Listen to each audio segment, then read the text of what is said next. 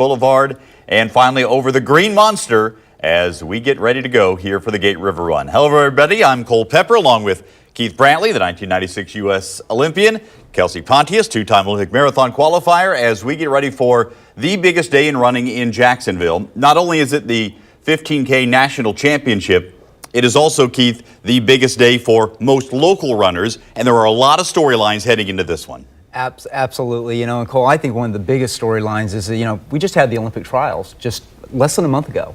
And we have probably 10, 15 athletes that are actually running the trials. Maybe they didn't finish, some did, and they, didn't make the team, okay?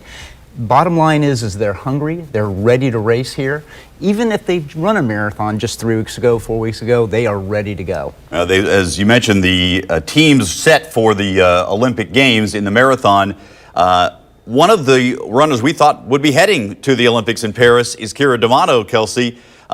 She did not have a great time at the trials, but she's come to run the Gate River Run for the first time. This is a massive star in the world of distance running. Yes, Cole, I actually personally got a little moment with her. Unfortunately, we both stepped off the course at the same time. So it was Kira and I in the golf cart together and both sharing a moment together. And she went into mom mode, which I think speaks to her maturity in the sport and even her experiences outside of the sport. And she said to me, "This is one day that feels really important to us, but it's just one day." And she said, "We're going to get ready for that next play." So I guess this is her next play. It is, and she's ready to try to do something that we haven't seen anybody do for 4 years. That is win this race, not be named Emily Sisson, the three-time defending champ. Made the Olympic team, decided to pass on the Gate River Run as a result as she prepares for Paris. So Kira D'Amato probably going to be the one to watch here today. We'll talk more about our picks coming up a little bit later on. We have a full team around the area to cover the Gate River Run as we do each and every year here on Channel 4, including with Jamal St. Cyr and Julie Stackhouse and Alessandra Pontbriand, who are going to be joining us here in just a moment. They are down at the start line area. Mike Ryan, the former Jaguars head athletic trainer and a endurance athlete himself, and Justin Barney up on the Hart Bridge. But let's start with Jamal and Alessandra and Julie. Guys, you're right down there at ground zero for the start. Yeah, the crowd's starting to get thick here as everybody starts to fill in. We're getting closer and closer to the start of the race, and I was just kind of thinking back through it. Me and Julie had talked about it a little bit earlier about the weather for some of these races. This is the first time in maybe 3 years that there hasn't been fog early in the race, because I remember climbing to the top of the Hart Bridge 2 years ago, and I could barely see. And then last year, the fog was really bad at the starting line. This year, clear as day. Yeah, I think sometimes it's a good thing, Jamal, when you can't see that Hart Bridge. But yeah, I took a little warm-up, and it feels great out there. Definitely not as thick as last year. I still think it's going to be important for the runners to hydrate early on, but it's going to be a great day out there. Yeah, it's definitely going to be an exciting race. I know this has really become a tradition for a lot of people. This is Alessandra's first kind of introduction to this tradition. A lot of runners are out here. Everybody's excited getting those final warm-ups in. I know, Alessandra, you were looking at even maybe wanting to run it eventually, kind of get a part of this crowd. So a lot of excitement here. Yeah, definitely. But you know what? If someone from News for Jax is going to run it, it's going to be Julie Stackhouse, because she's going to make us look really good. And for the first time ever, she will have a GoPro, so you get to see what it's like as a runner running the Gate River Run. And that must be kind of a daunting task. She has to wear an extra 5 pounds with all the equipment. She'll make it look really easy while she runs, and hopefully you enjoy some of the different little bit of a view of the race from your comfort at home, getting to watch her do all the hard work out there. Cole, back to you in the studio. All right, Jamal, thanks so much. Of course, the moment that everybody talks about with this race is the Green Monster, and going up the Hart Bridge. You guys have done this. You know what that's like. Some folks start thinking about it a week and a half before the race starts, Keith. Right. Well, the bottom line is that, no matter what your pace is, it's just about a half mile up. Don't build your entire race plan around the Green Monster. The bottom line is you'll get over it. Make sure that you're using your arms and pushing hard, but it's not a killer. Well, let's go to the Green Monster right now. Justin Barney and Mike Ryan are up there. They've been in windy conditions before on the top of the ridge. Justin, how are things today? Cole, right now I've got our News for Jax app out, and the weather app, and it says 65 degrees and foggy. And Mike, being up here today as opposed to last year at this time, it is cooler, The breeze is strong. There's no rain. And last year we were dealing with a little more heat at this time right now. How does this factor into the runners? Absolutely. This is perfect conditions for running. It's a little cool, and actually the breeze is a little up the bridge, which is a nice thing too. But these are perfect running conditions, and I think the runners are going to appreciate this. I like the weather today. 65 degrees. It is cool, and it is feeling good right now. Cole, will send it back to you in the studio, but the Hart Bridge, always a killer on race day. Yeah, cool weather for folks standing, maybe a little warmer than some runners would like. Sometimes you like it in the 40s or low 50s, perhaps. Kelsey, you've done this before, getting ready to step up to the start line in this race, standing next to all these elite runners. What are the elite runners thinking right now as we approach less than 20 minutes from the start? I think that they're trying to get a feel of how their body is for that day, and depending on what they're ranked in the field, how they want to manage their bodies on the course. I personally always like to break it down into 3 5Ks. I know that's a really common way to do it because in that first 5K you have the Main Street Bridge, and then I always like to try to find my rhythm in that middle 5K, and then that last 5K, of course, you have the bridge. And so I think that they're thinking about who can I latch onto, where can I conserve my energy, and where can I try to make a break and place as high as possible. All right, let's take a look at the course. No changes from last year. It will start down at the fairgrounds, as you see, and go down Duval Street for just under a mile, then make a left turn, and a right turn to go over the Main Street Bridge. Usually, aside from the elites, that is a very crowded area at the Main Street Bridge with everybody coming across. And then they'll work their way down through San Marco and make the turn back toward Atlantic Boulevard before going across the bridge and then finishing down at the stadium. Not everybody starts at the same time, of course. We mentioned the elite women, 7:55. That will be 3 minutes after the wheelchair athletes and the streakers will go. Streakers are 18 runners who have run every single Gate River Run. This is their 47th running of the Gate River Run. And then those in the blue, red, green, orange, and black areas had to do some work to qualify based on previous runs. And then the gray, purple, and pink go every 5 minutes after that. It's basically a continual wall of humanity from 8:15 till about 8:20, 8:25, 8:30 before everybody gets out on the course. And so we'll keep a close eye on everybody leaving. Some of your neighbors are out there right now getting ready to run the Gate River Run. Also ready to run the Gate River Run, the mayor of Jacksonville. Still to come, we'll hear from Donna Deegan as she gets ready for the National Championship 15K and the 47th running of the Gate River Run right here on Channel 4.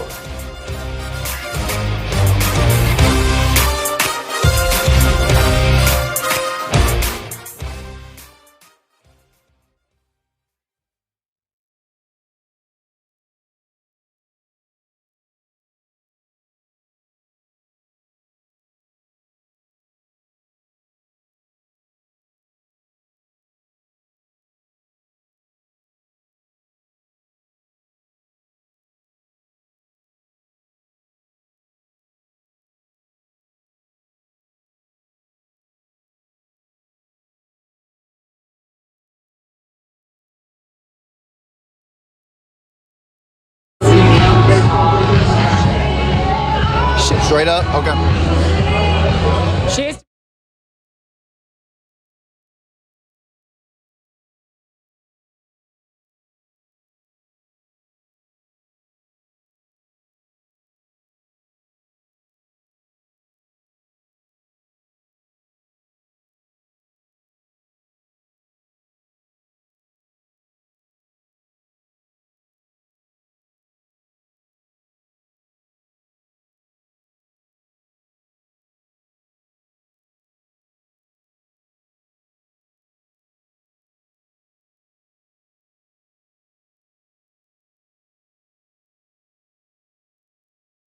You get out there and you're just, in another world. Just in the pack, yeah. Yeah.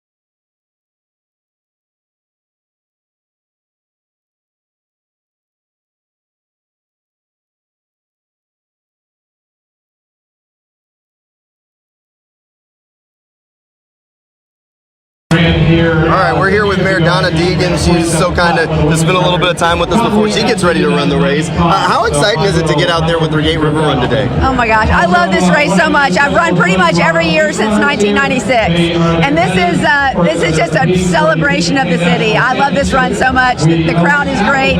Everybody comes out to cheer you on. It's just wonderful. Mayor Deegan, this is your first Gate River Run as the mayor. It's sold out for the second time ever. 14,000 people will be running in this race from all over the country. How proud are you of this city? I'm so proud of it. You know, this is a celebration not only of Jacksonville, but of the river, you know, and it's so great to be out here with all the views. I'm going to love it. As I said to you earlier, you know, the great thing about being a runner is you get out there and you just sort of float in your own head. I think I'm just going to enjoy it like I always do every year. I'm so grateful to see everybody out here this morning. Well, I know it is going to be a fantastic race. This is one of the best events here in the city of Jacksonville. It 100% is. I know you have to run real quick, but thanks for spending a little bit of time with us Thank this you so morning. much. Have a great race, and hopefully continue to have a great stint as mayor here in the city of Jacksonville. Thank you so Back much. to you in studio. All right, thank you, Jamal. Of course, the mayor has a pretty good experience with running. Chief Running Officer of Jacksonville. Right, exactly, with the 26.2 with Donna and the whole Donna weekend and all the other events surrounding breast cancer research fundraising. This is a big race for a lot of people in Jacksonville because it's the race they point to typically as the big race. For the elite runners, Keith, this is also the national championship at 15K. Some of these runners, this will be the high point of their season that they're pointing to. Absolutely. You know, each one of these championships, whether it's 15K, 10K, marathon, they're all special. I won 8 of them over my career, and every single one of them seemed to propel me to the next big event. So it's super important. Kelsey, when you can be a national champion, we've seen the American flag draped over the shoulders of great runners here at this event through the years. I mean, what a moment that is. I won't try to compare it to an Olympics, but when you are a national champion, you are the best at this distance in the country. What a moment. Yes, as Keith was saying, once you win one, it just gives you momentum. And I know Emma Grace Hurley. I was talking to her yesterday, and I told her, I'm like, go get a bigger backyard for your puppy tomorrow. And she liked that. So hopefully it took some pressure and fun off, but she knows the task. All right, we will be keeping a close eye on the top runners. Still to come, we'll be making our picks and looking at some of the local runners to watch who will be competing for the First Coast Cup for the top local runner. You see some of the elite runners right there starting to loosen up, get ready. They will begin in 12 minutes as the Gate River Run approaches right here on Channel 4.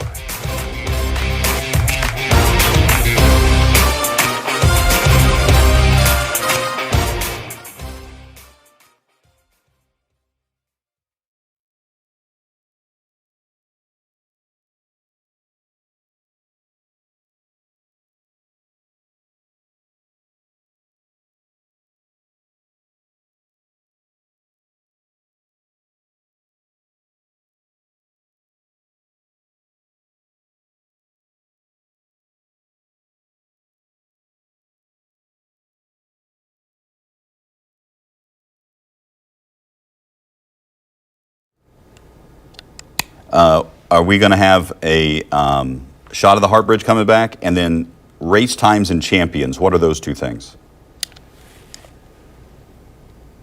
Okay, records.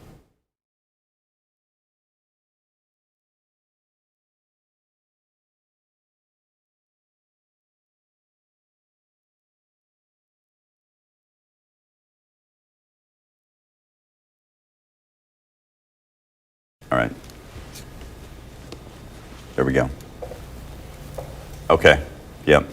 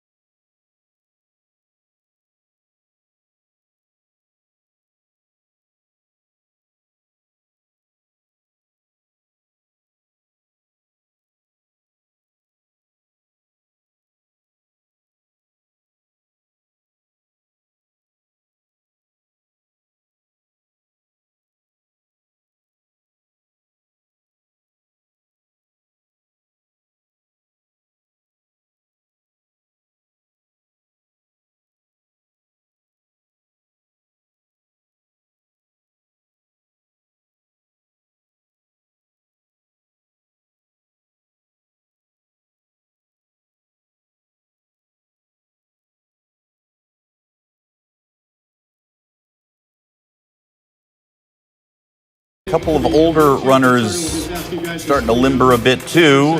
Those are the streakers, those who have run every single Gate River Run. There are 18 remaining who have never missed a Gate River Run. Welcome back to our coverage here from the studios at Channel 4, along with Keith Brantley and Kelsey Pontius. I'm Cole Pepper, and we are going to take a little bit of a history lesson on the Gate River Run right now. Let's first start with the times that we saw last year from the champions. You see Emily Sisson, 48.26. Hillary Bohr of the men is back this year in the field. He ran the 11th fastest time in Gate River Run history, and you see the records. The one that really stands out to me, of course, there is Todd Williams' record of 42.22 that stood since 1995. What a time that is. Yeah, it's just incredible. And I talked to Todd the other day about this, and it was he said it was just his day. It was absolutely his day, and he was really surprised that he ran that fast, which I thought was amazing because he's such a great runner. Yeah, and won this race several times. In fact, there have been a number of runners who have won multiple times, including Emily Sisson, who has won the last 3. As you see Shalane Flanagan's record there on the women's side, but there are a number of multi-time winners in this history of this tournament, of this race, including Dina Castor, who won 6. Meb won 6 on the men's side, and who better than to have won the first one with Bill Rogers, Kim Merritt winning the first as well. So the history of the Gate River Run is deep and impressive. When we come back, the elite women will be ready to go, as will the wheelchair and streakers. We are getting very close to the start of the Gate River Run on a beautiful day in Jacksonville.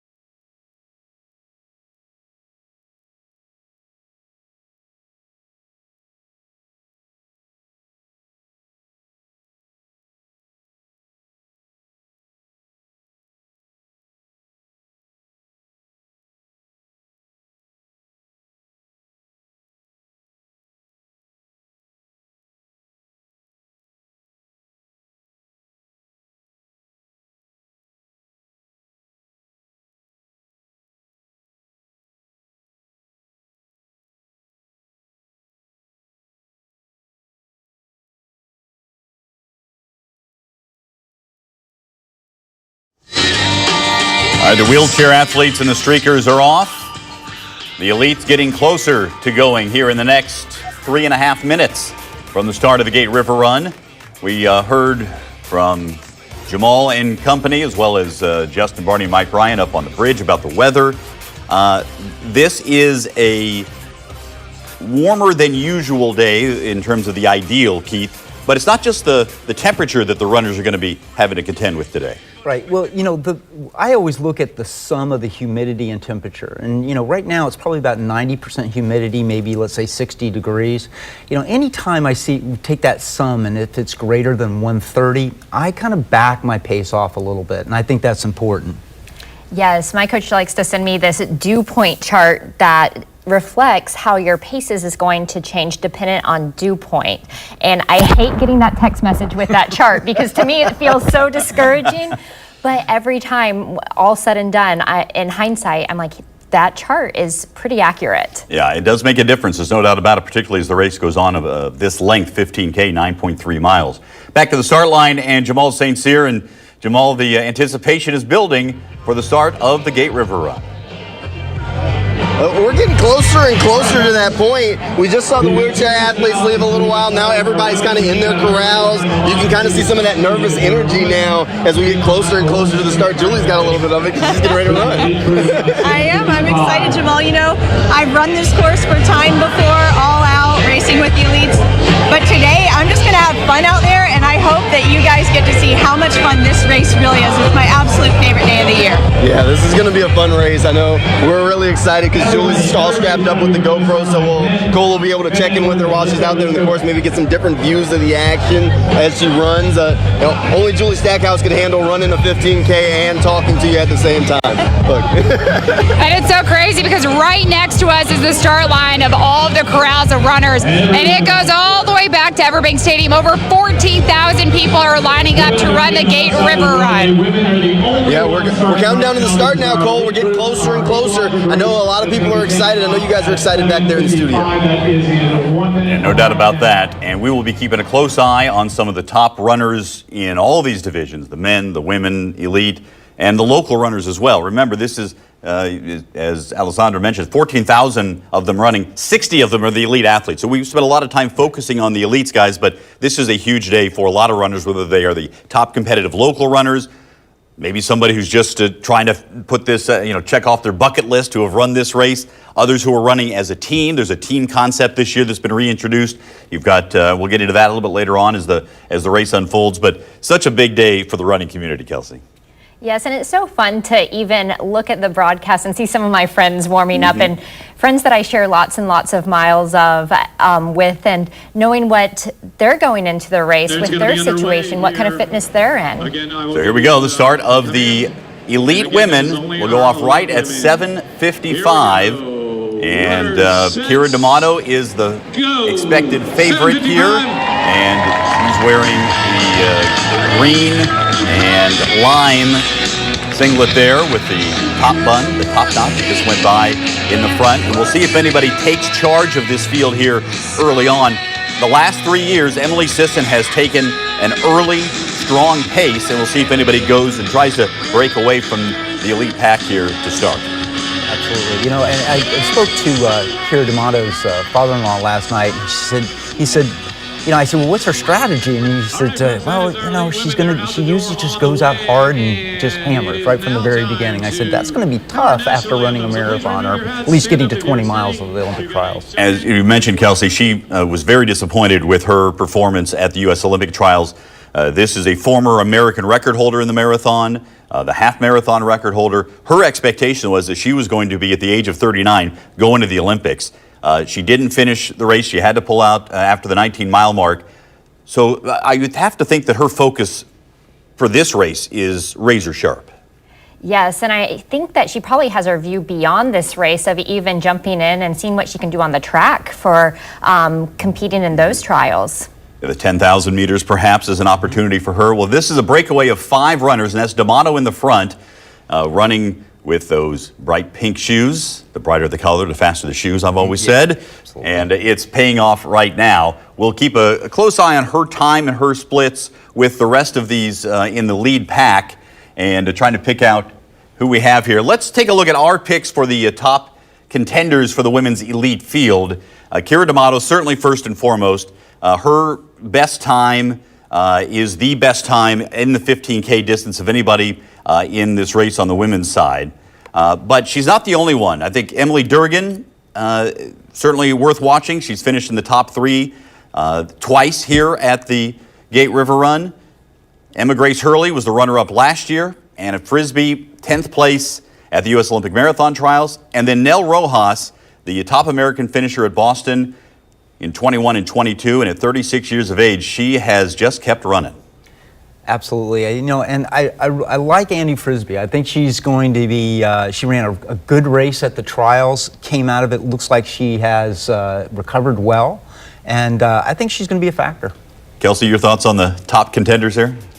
I think, not playing favoritism, but I would love to see Emma Grace Hurley have a really great day. She just came off of winning cross champs. That was an amazing performance, and I think that it sets her up well to compete in this distance. Now they are going to head just less than a mile down Duval Street till they get to the left turn point. And then it's on.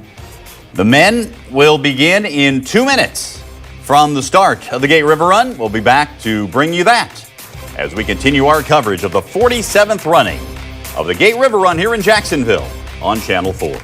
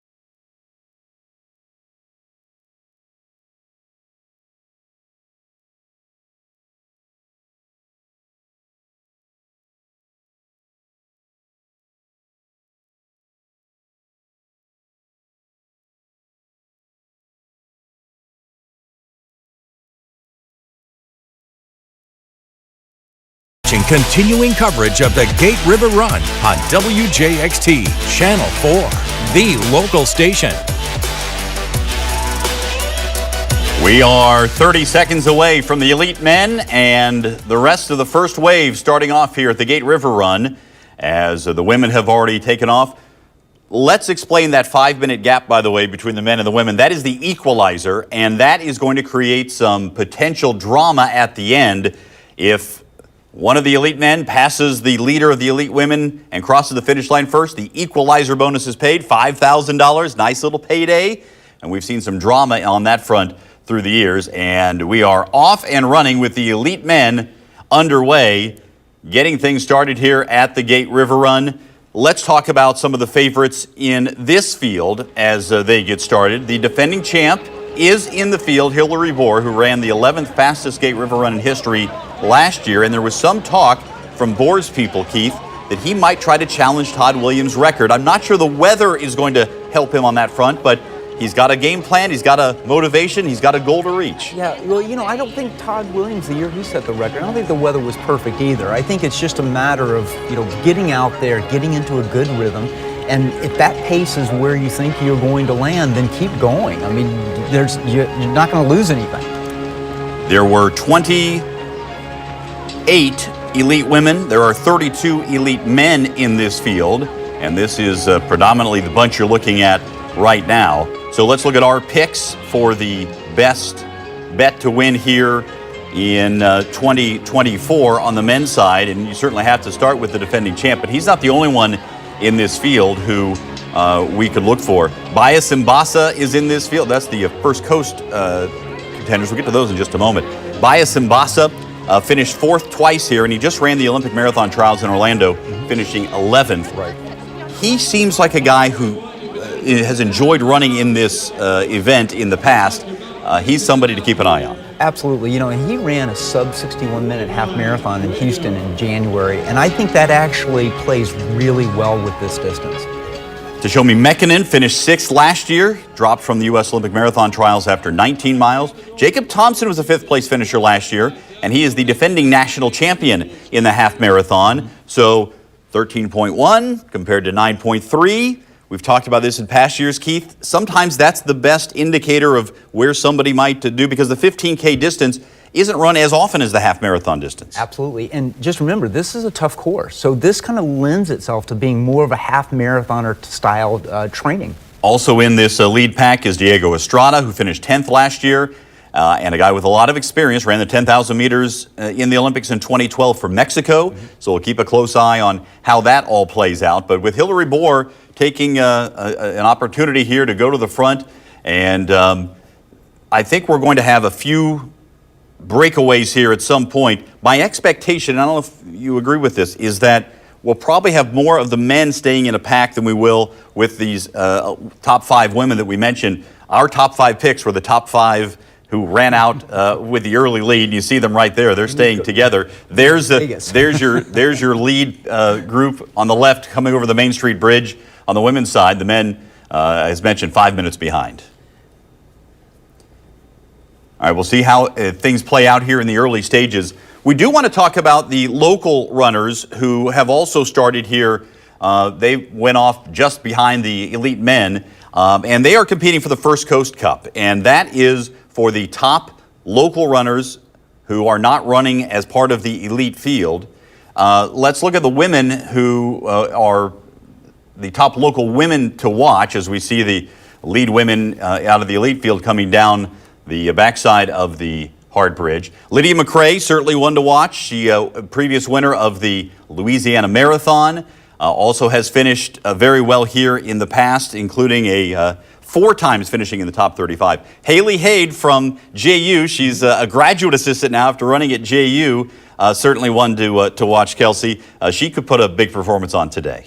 Yeah, she just barely missed the NCAA championship in the steeplechase her last year at JU, and I watched it unfold. She just barely missed it, and we've raced in the 10K, and in the last little bit, she got me. So she's an excellent athlete and one to watch. And the last one that we should mention, Amelia Bjornsson, who is a track coach at Bowles, gets plenty of time on the track there. I talked to her this week, and she was wondering whether she should be considered in the top 3, but I said yes, absolutely. Absolutely. With this field, and again, there are a number of runners who have had obstacles and issues trying to get into this field sometimes, and those are the 3 women we'll be keeping an eye on. We'll also keep an eye on some of the local men as well, and we will do that as we get a little closer to the start.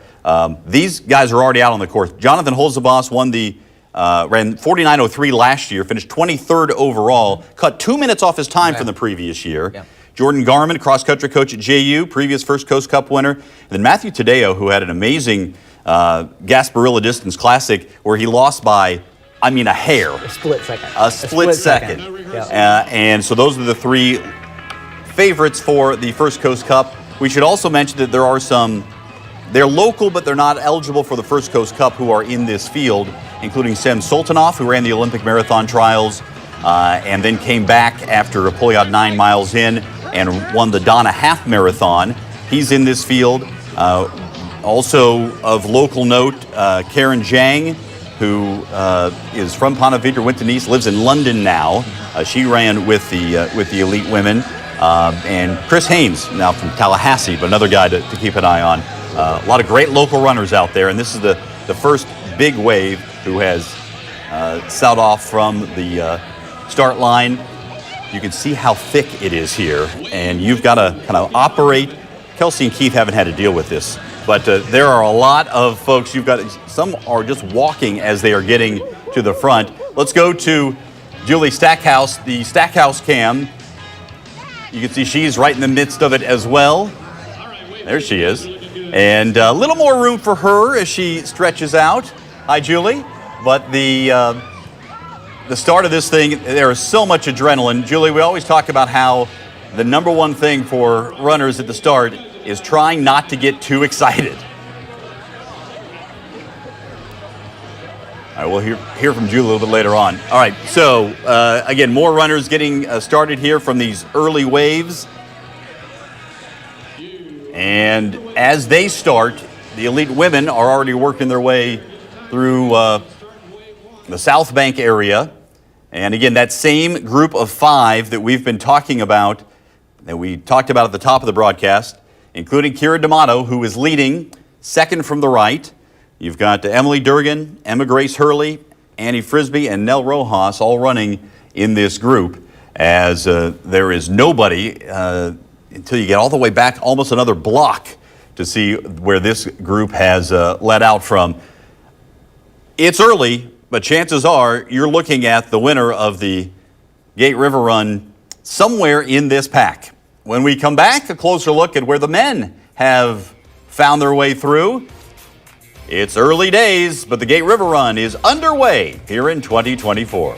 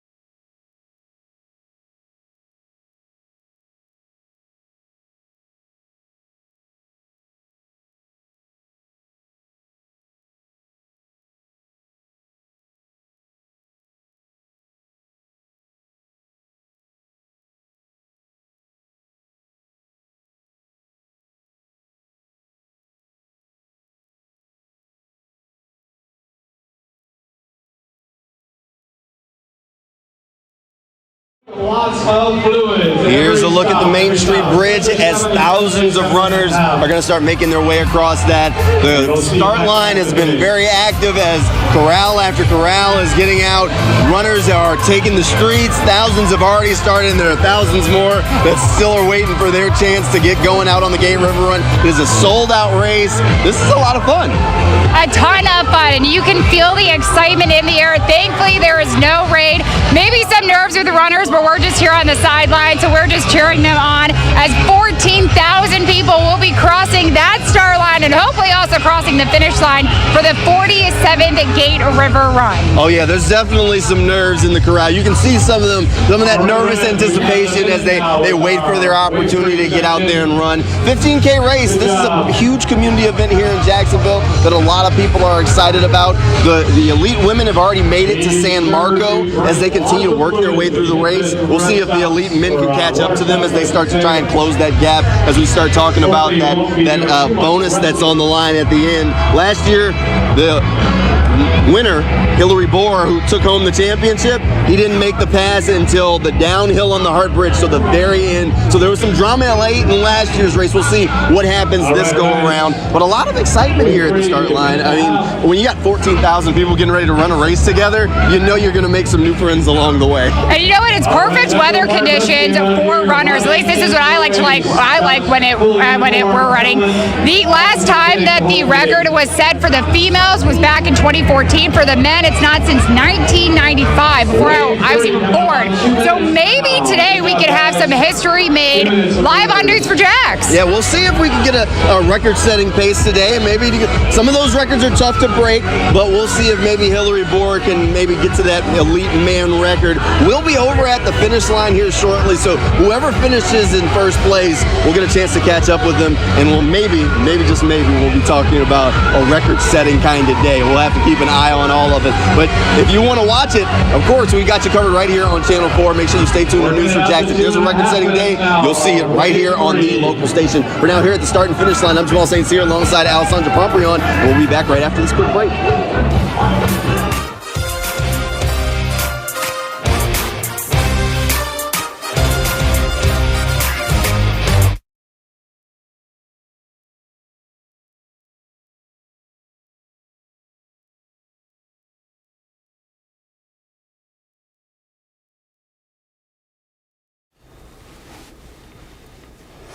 Do you go to Players? Mm-hmm. Yeah.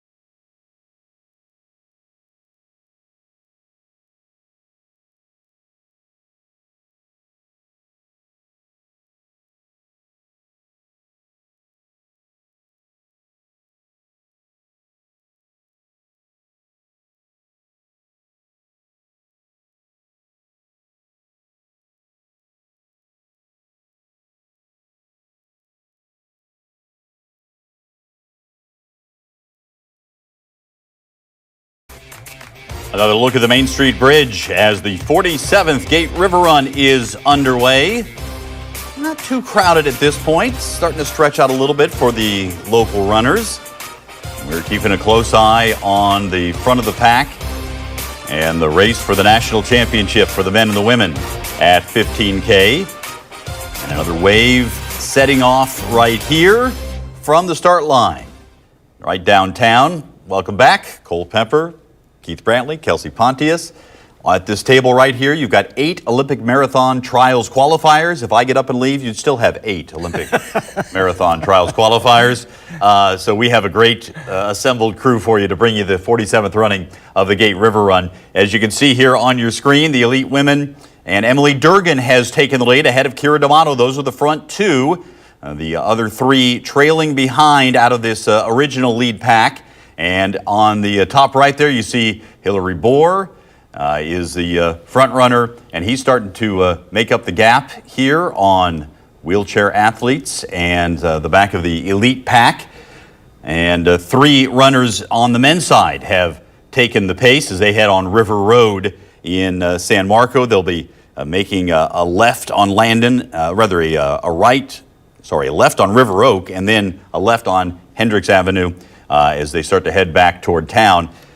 No big surprises so far here, guys, as far as the elites are concerned. I think the names that we've been talking about are the names that we have already talked about as far as the front of the pack.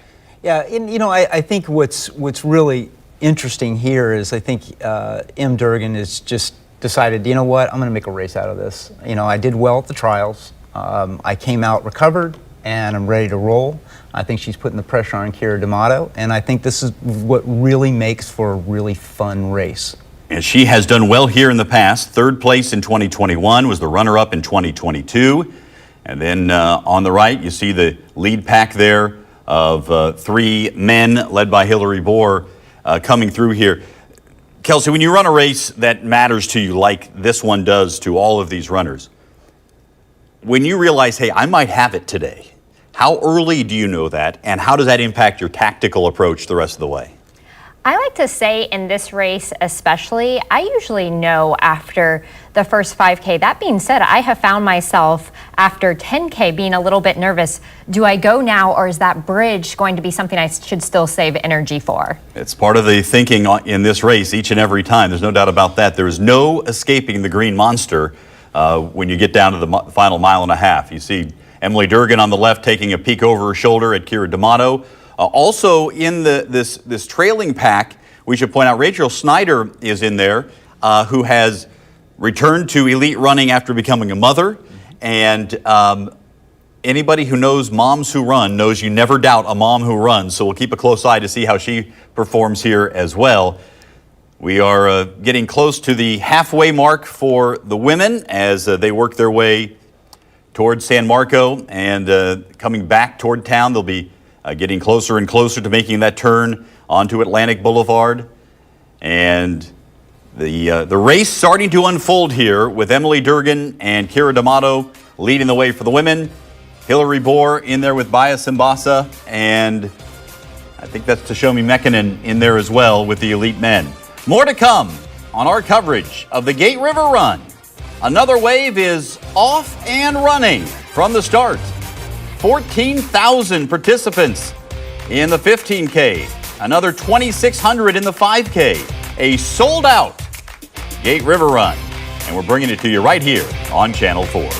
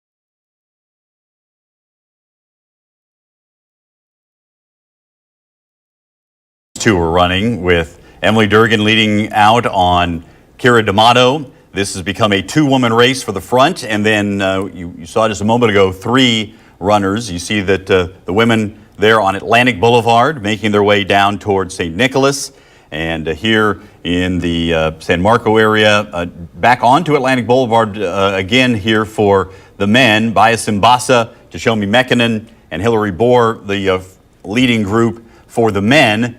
And again, the names we expected to do what they are doing, and that's exactly what's happening here. Once you get to, this is, as Kelsey, you mentioned, this is the middle 5K that they're in right now.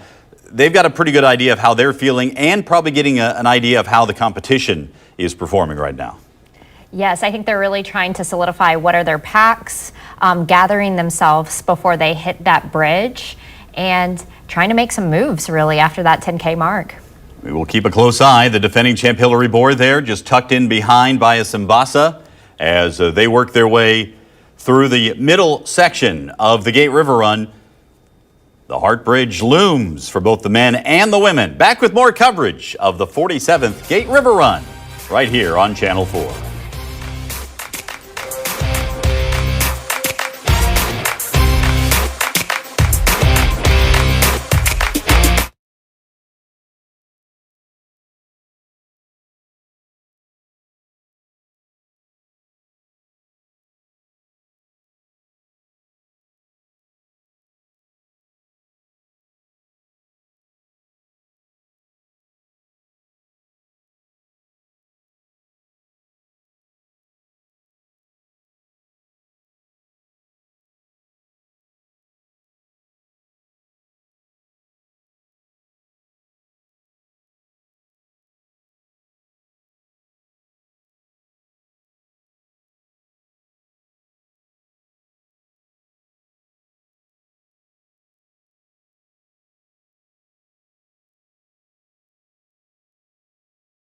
Her hair, so I think that's who that is. I just need to tell me, if you can tell me, that was Mekinen in front with Bohr and then Simbasa in third?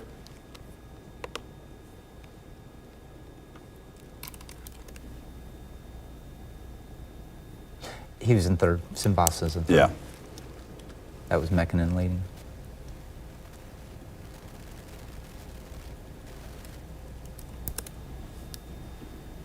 Okay, I don't need an exact. I'm just trying to for identification. Once I.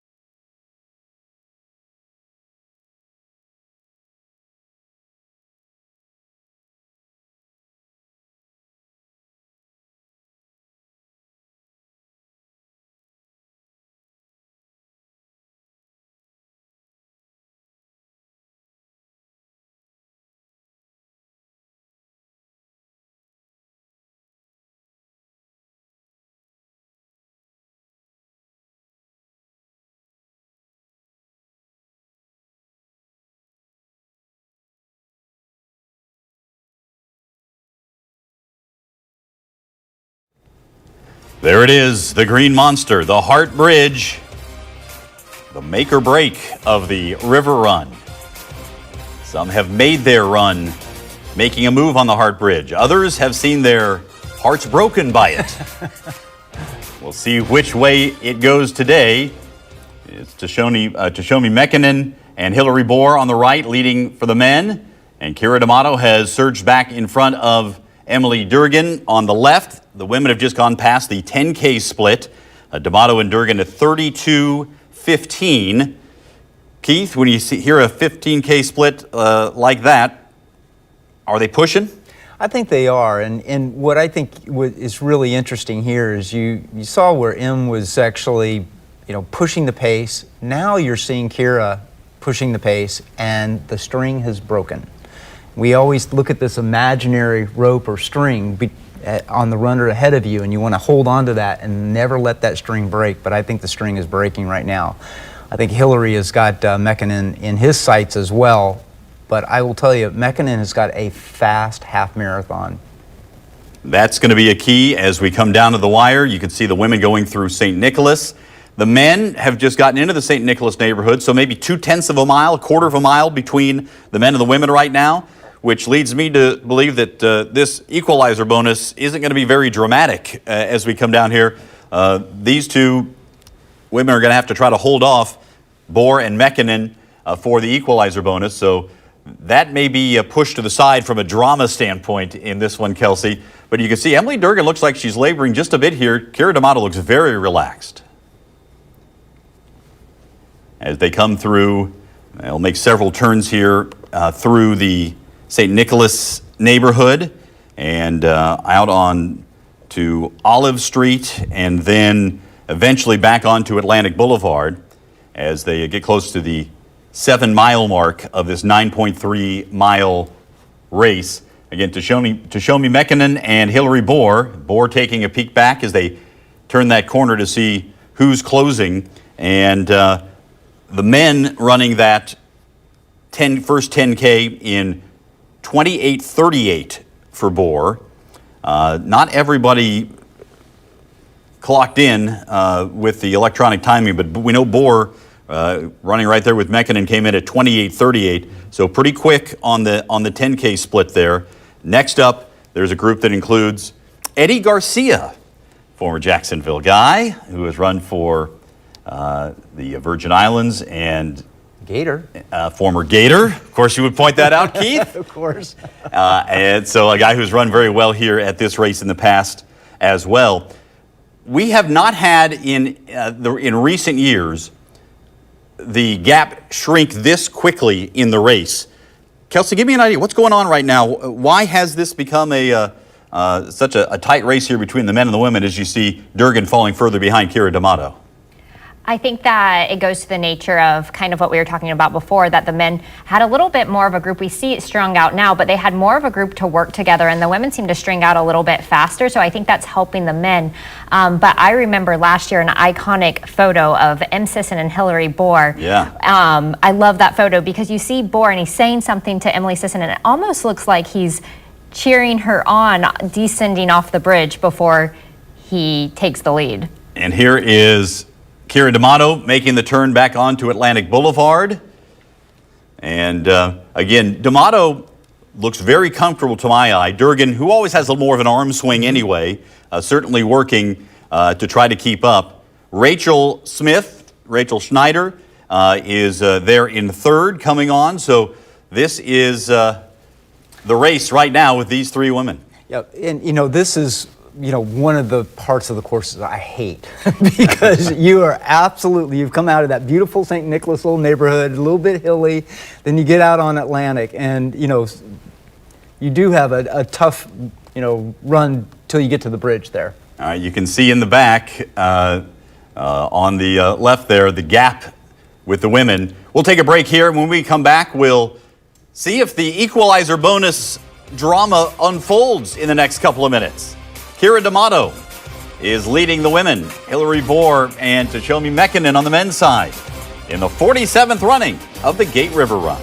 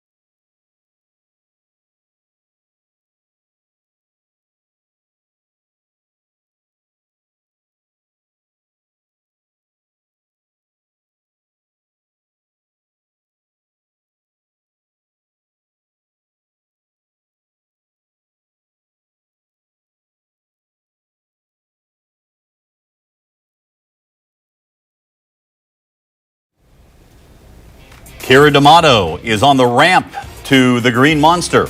Emily Durgan behind there on the left. On the right, you see Tashomi Mekinen and Hillary Bohr. Those are the two men who are working their way up the ramp. We'll see how much the Green Monster impacts the equalizer chase.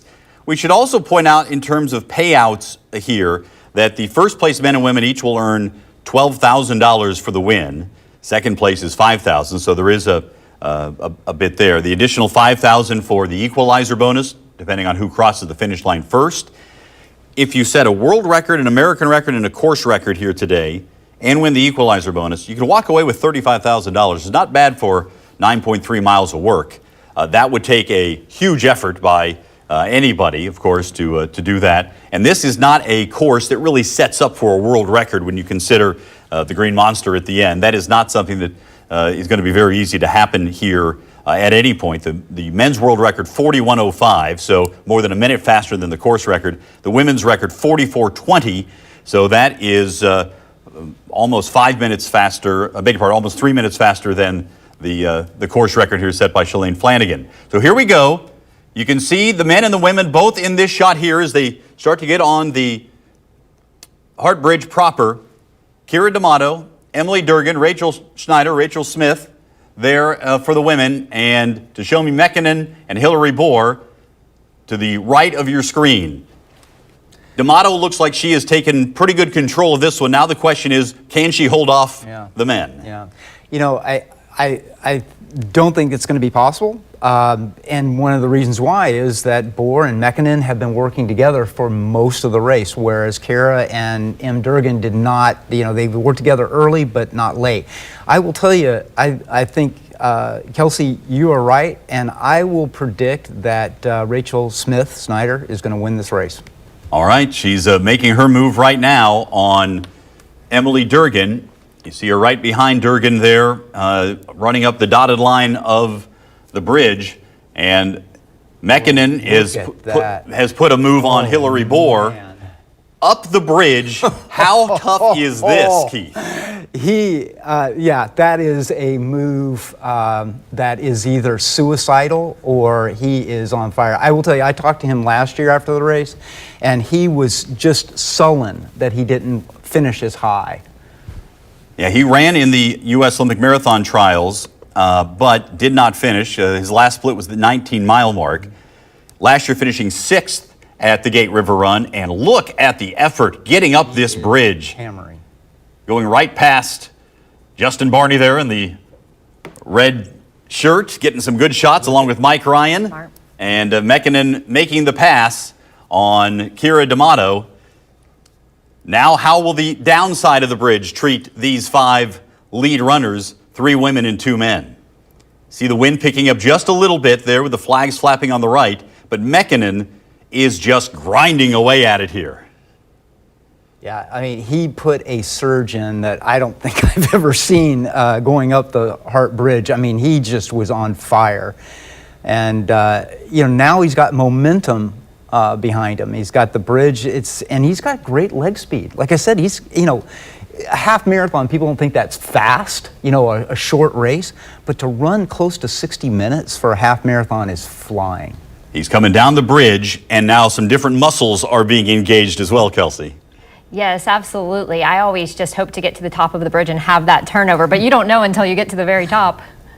A little bit of the braking and the stabilizing muscles coming into play here. Hillary Bohr is now past Kira D'Amato as well. The burning of the quads.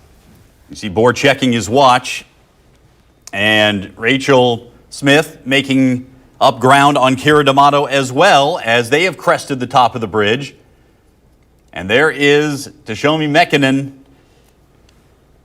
Ethiopian-born, runs for the United States, ran that half marathon in an hour and 2 seconds at Valencia in 2018. He's been focusing on the marathon more lately, but did run a 43:50 rather 15K in 2018 in Utica.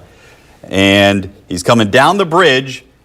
He'll have to come off the Hart. Again, a couple of years ago with the change of the structure with the Hart Bridge downtown, they'll come off the Hart Bridge and then take a right, and they'll have about 300 yards to go until the finish line. And it looks now like Tashomi Mekinen is going to be the Gate River Run champion here in 2024. So much for the equalizer drama. Well, you know, I really think that the men worked together, and I think that made the difference there. I will tell you, Mekinen is getting a little ragged. Yeah, and I will say Bohr's cadence is higher right now. Yeah, and if you just count now, when they pass by, let's say, a solid object, let's say we're, a sign or something on the ground, and count, you can see how much time Bohr is making up on him.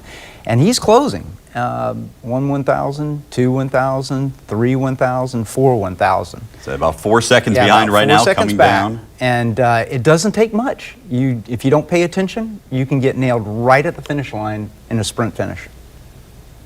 Here's Tashomi Mekinen. Lives in New York now.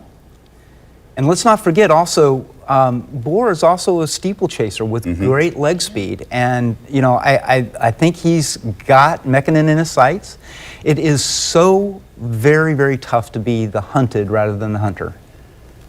And you can see Mekinen looking back, and just from the look on his face, he is feeling it now. He paid a big price to create that gap going up the Hart Bridge, and Bohr has closed the gap by about a second here in the last 100 meters.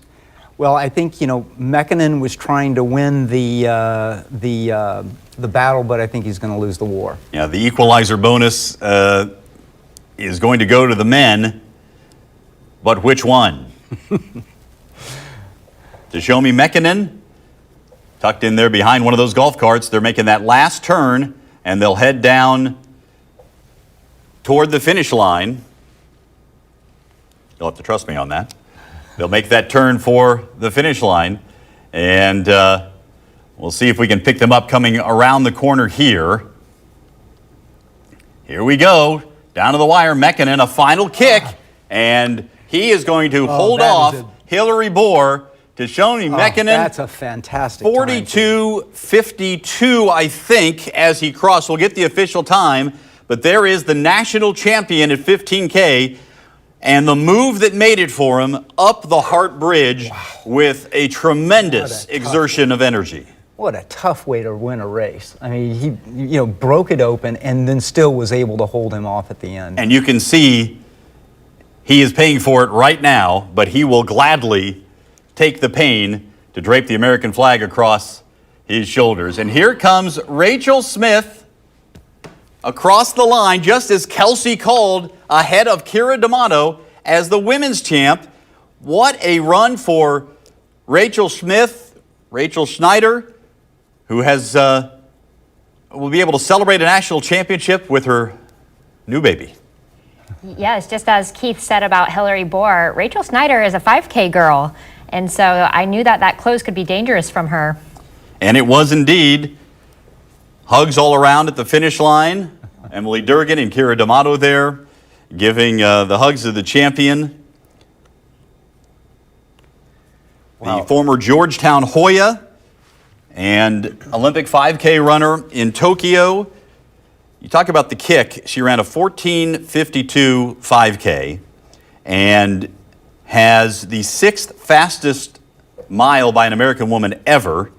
So she had the kick, and she has run well here before, 6th at the gate in 2019, as we look at Emily Durgan. But Rachel Smith, and for those who are longtime race fans, you may have heard her as Rachel Schneider before getting married. But there are a couple of great stories here from the 47th running of the Gate River Run. And we'll hear from the champion. Let's head down to the finish line area. Jamal St. Cyr getting ready to talk to the winner.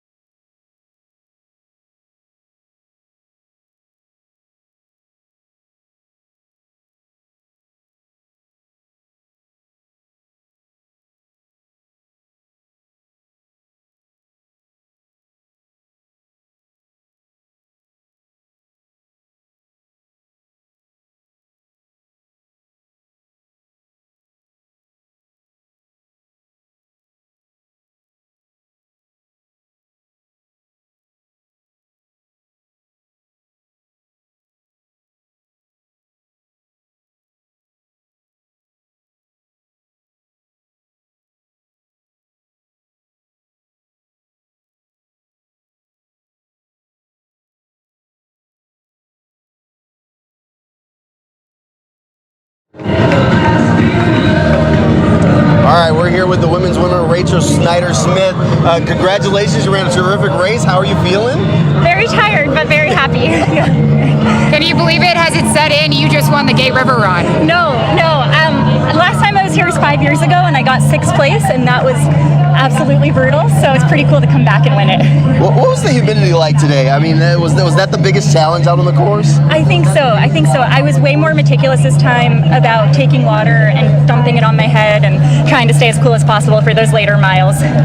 What was it like out there on the race course? We've been here at the start-finish line, but throughout Jacksonville, what was the mindset going through as you were leading the race? Honestly, to enjoy it. I was not leading until about half a mile to go. I kept looking at people in the crowd and reading their signs and trying to throw smiles because they were such positive energy and definitely helped me along when I was running alone. Making that late push, what sort of a challenge is the Hart Bridge? They call it the Green Monster for a reason, right? It is a monster. It's a monster for sure. I just kept focusing on the athlete in front of me and being like slow but steady, and maybe they'll come back. So that helped the hill go by. You finished this in less than an hour. You have the whole rest of the day, but I gotta ask, what is gonna be the post-race meal for you? Oh gosh, I don't know. I have not thought. Really, I just want to get back to my daughter and my mother-in-law. They're in the hotel, and I can't wait to just give them huge hugs and just want to shout out my family, especially my dad and mom. This one is for them. That's fantastic. You're going back home to Flagstaff as a Gate River Run champion. That's right. Hey, thanks guys. This feels good. Congratulations again. Thank you. Cole, back to you in the studio. An impressive run. It put a little more history on the run by Rachel Smith. 48:26 her time. That's the same as Emily Sisson won the race in last year, and the tied for the 7th fastest Gate River Run of all time for a woman. You saw this coming early as the race was unfolding. What was it that tipped you off, Kelsey, that Rachel was going to be able to bring it home? Just the energy and the pop in her legs. And then also I watched her a lot in the indoor season and knew that she had ran just off her personal best just a couple months after becoming a new mom. And so just like you said, you don't ever underestimate the new mom. And I just had a lot of confidence in that. Really an impressive run, Keith. When you talk about, tactically so sound from Rachel Smith today. Yeah, absolutely. And I think it just highlights the fact that in a race like this, it is so much better to be the hunter than the hunted. Mm-hmm. You see people go out hard and fight that fight early on in the race. And, this is a brutal last 5K. And if you've got a little bit left in the tank, you have the opportunity to run some people down. There were 4 different lead changes there on the Hart Bridge between, you talk about the men and the women, and each race together. There was a lot of drama here at the end of this Gate River Run for the elite athletes. It was very impressive. For the men, it was a very impressive run for Tashomi Mekinen. Working his way up the Hart Bridge, that is about as impressive a late surge as I remember seeing at this race. Yeah, and I think, he was definitely going after that equalizer bonus. He saw Kira up there and said, all right, I'm going to go after her, thinking that he's going to win this race. But I'll tell you, Hillary Bohr was not going to give up. Yeah, he pushed him right to the end. Tashomi Mekinen is the national champion at 15K, and he joins Jamal St. Cyr and Alessandra Pont-Briand now. Yeah, that's right. We've got this year's River Run champion, Tashomi Mekinen, hanging out with us here. Congratulations on winning the race. How was the race? How was the weather? How did the course hold up today? Yeah, thank you so much, Forrest. Today competition is good. Not last year. Last year is too much sunny. Even humidity is the same. Little this year is cold. And so I like it. It's good. It was a race down to the final second that you crossed that finish line. Did you know that he was right behind you the whole time? Yes. I know, because last year I'm the first time I'm run this course. I see that time. The last the hill is not easy. I know, I have experience. I'm working too much hill. So this hill is not easy. Wow. So I like it. How much of a challenge was that? Was the bridge at the end, the Hart Bridge? Yes, it's hard. I know. I'm keep my body. The start the hill, I'm little is push. After that, little is I'm slow. After the hill, I'm too much push. So it's push. And you're going home $17,000 richer. How does that feel? Wow, I'm so happy. I like it. How much of a relief was it when you crossed the finish line?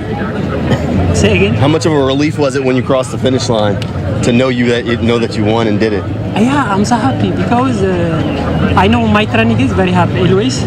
So another like my plan in Olympic time trial Florida, I'm run almost before 1 month. So after that, I'm completely changing my program, like short, like 1K, fat leg, something. I want to like that because I have too much endurance before in marathon program. So I know today is 1 up to 3. I'm expect. All right, congratulations again to Shoni. Cole, back to you in the studio. All right, thank you. Well, yeah, when you find out that you're going home with a little extra cabbage, you're happy. There's no doubt about that. Again, talk about a great run from Tashomi Mekinen.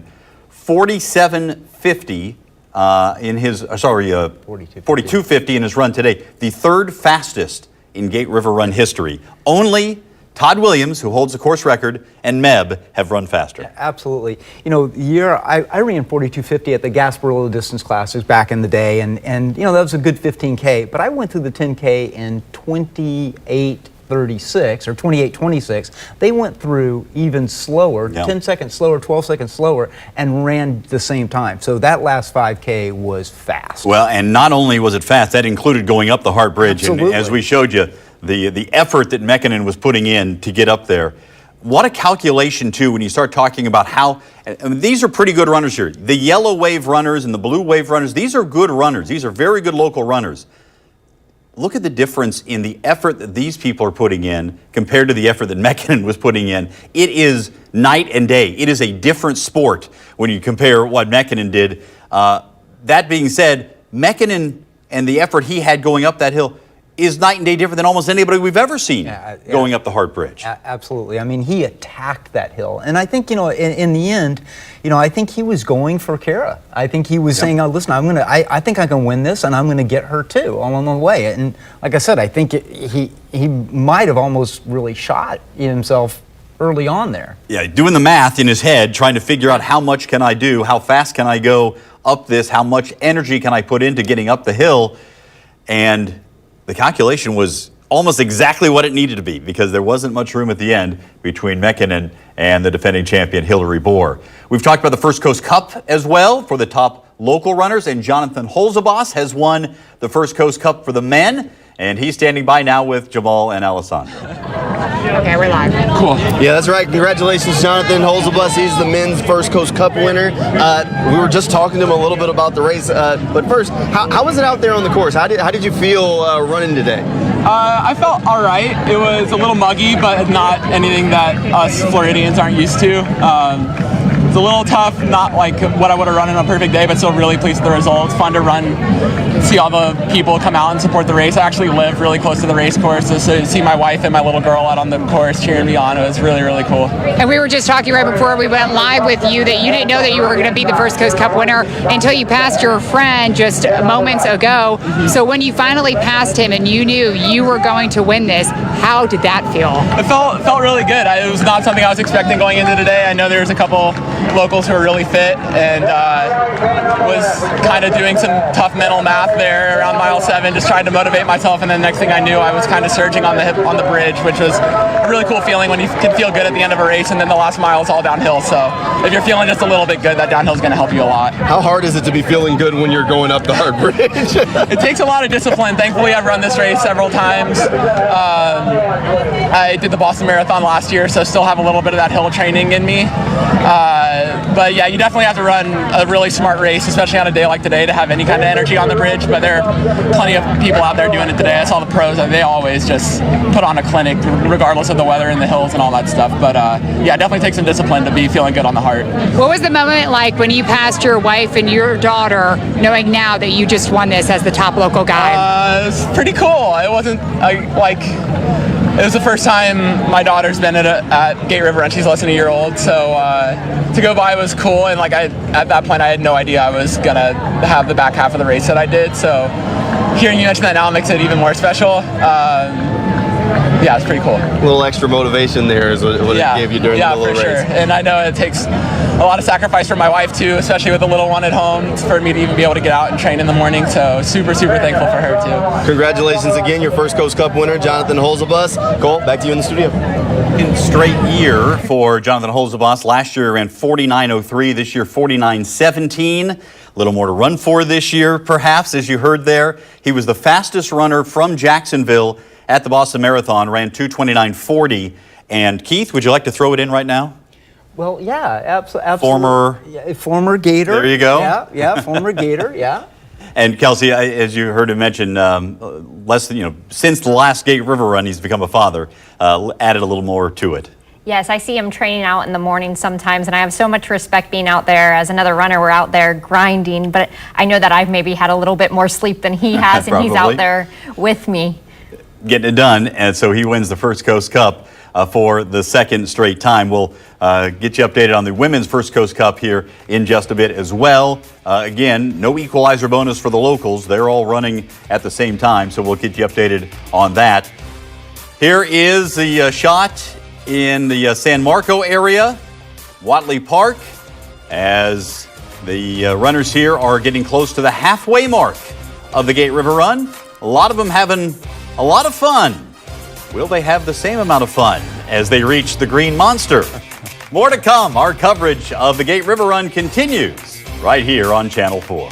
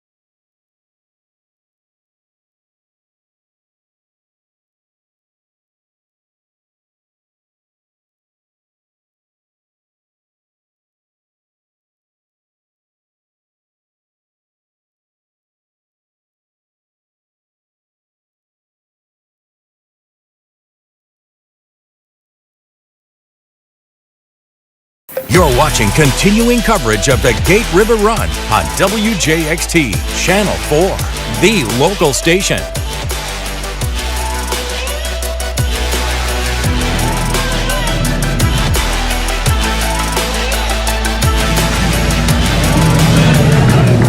All right, we've got your women's first Coast Cup winner, Haley Hyde, here. Congratulations. Thank you. How was it out there on the course today? It was very humid. I was hoping it'd be a little bit cooler, but I just kept trying to stick with it each mile, just go mile by mile. And I was kind of by myself the whole time, but there were some guys that were kind of in my view, so I was just trying to kind of stay in contact with them and run the tangents well throughout the neighborhoods. Haley's been in Jacksonville for quite a few years now. You ran 5 years at JU. You won the Ameris Bank Marathon just a few months ago. Now you're the Gate River champion, the USA 15K champion. What does that feel like?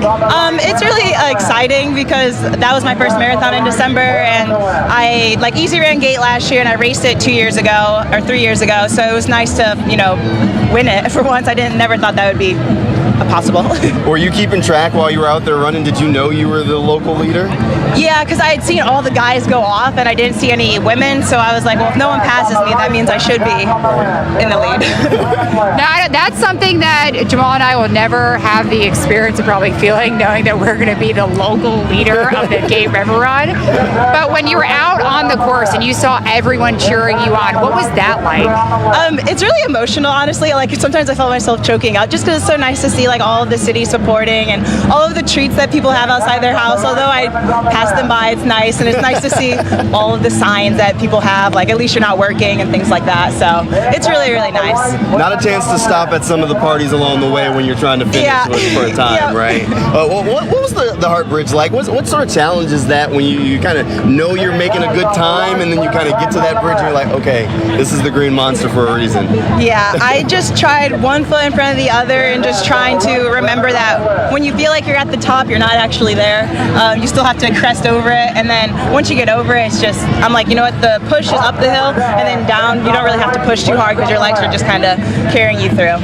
All right, Haley Hyde, your first Coast Cup Women's winner. Congratulations Thank again. you. Cole, back to you in the studio. All right, as you mentioned, ran at JU, now coaching as a grad assistant at JU. And Kelsey, this was one of your picks for the first Coast Cup Women.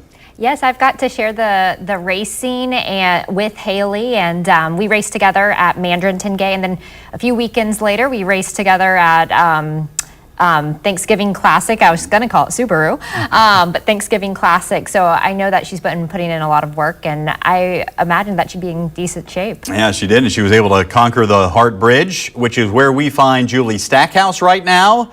Here is the Stackhouse cam going up the Hart Bridge. Hey, Julie, how's the Green Monster treating you? Going down. Heading down. I can see the finish line from here. I've made some new friends. It's a beautiful day. I'll see you guys soon. There she is, Julie Stackhouse on the downslope of the Hart Bridge. There we go. You can see it's down now, of course. The density of runners always fascinates me here in the River Run to see how tight it is at certain points. Once you get to the top of the Hart Bridge, that's a natural extender. That'll create some space around you in this race. As you see the views from the top of the Hart Bridge, you can see the river to the left and going under the bridge to the right. And Julie will head down the bridge and then make that right turn for the last 300 meters or so. Looks like she's enjoying herself, which is not always the case for those running the Green Monster. No, and yeah, she looks good. You're coming down the hill, it's going up the hill. You're out of breath. But you know, it's interesting because when you're running up a bridge like that, it makes such a difference not to have the wind buffeting you around. I mean, we've experienced that before, where wind was blowing from one side to the other, and you're just trying to stay, on the tangent and run the shortest course. You were making a comment about a previous Gate River run that was particularly windy, and seeing some of these, 90-pound runners just being thrown everywhere like a sheet in the wind. Yes, and even just trying to conserve energy for that bridge. I got to the top of the bridge when it was windy, and I was like, it didn't matter. You just had to put one foot in front of the other, and that's all you could do as hard as you tried. It's the old thing from Finding Nemo. Just keep swimming, running, just keep going one way or another. At the top of the Hart Bridge, Justin Barney and Mike Ryan have enjoyed a beautiful day with great scenery up there at the Hart. Justin? Yeah, Cole, it has been a complete different race up here than it was last year, Mike. It feels good. The heat has not kicked in yet. We saw Julie Stackhouse with the Julie Cam run by a minute ago, gave her a high five. But what we're seeing now is we're about 80 yards from that last mile mark. What is going through these runners' minds? All different skill level of runners. We saw the elites go by. Now we're seeing more of just the regular runners come by. What is it like during this lead up to this bridge, this final mile? It's really simple. Get to the top, which you're almost there. You get to the top, you know it's downhill because this is a hard stretch. You can see the finish line, you hear the music. Bottom line, get to the top of the bridge. Yeah, and we heard Keith talk about the elements and running with the wind and stuff like that. And it was windy earlier this morning up here. The wind was kicking. You could feel it in your face, hair blowing and everything. It's really kind of settled down a little bit now where you're not running straight into that wind. Hart Bridge is challenging enough, Mike. When you add the elements like that, we saw a little rain last year. We saw a little bit of wind last year. You don't have that this year at all. Exactly. It's good conditions, good running conditions. You can tell a lot of people have their shirts off when they're coming up there. So it's great running conditions. Weather's good. Wind's little. Yeah. The race is almost over, and you can tell people really enjoying it. Just about perfect conditions up here on the Hart Bridge, and as these runners go by, before we came on camera, Mike is over there cheering and giving encouragement. We got the radio booming in the background, and you can see just the support when the runners feel that the final stretch is coming, a mile left, and hearing that, and you can kind of see that in their face, like we're right there. We're right there. Absolutely. We heard Mayor Deegan talking about how proud the city is of her, of the city, of this race. Everybody's really enjoyed it. This is a really a great day for fitness, wellness, and the city's really enjoying it, and they really stepped it up. Beautiful weather, beautiful conditions up here. We'll check back with you in a little bit. Back to you in the studio, Cole. Qualify the comments about beautiful weather. It has been beautiful weather to sit there, stand there, watch the race. You heard some of the elite finishers talking about the humidity and the challenges thereof. It always helps, though, when you run with some friends. And this year, the team aspect of the Gate River Run was put back into it, a competition for both corporate and open teams.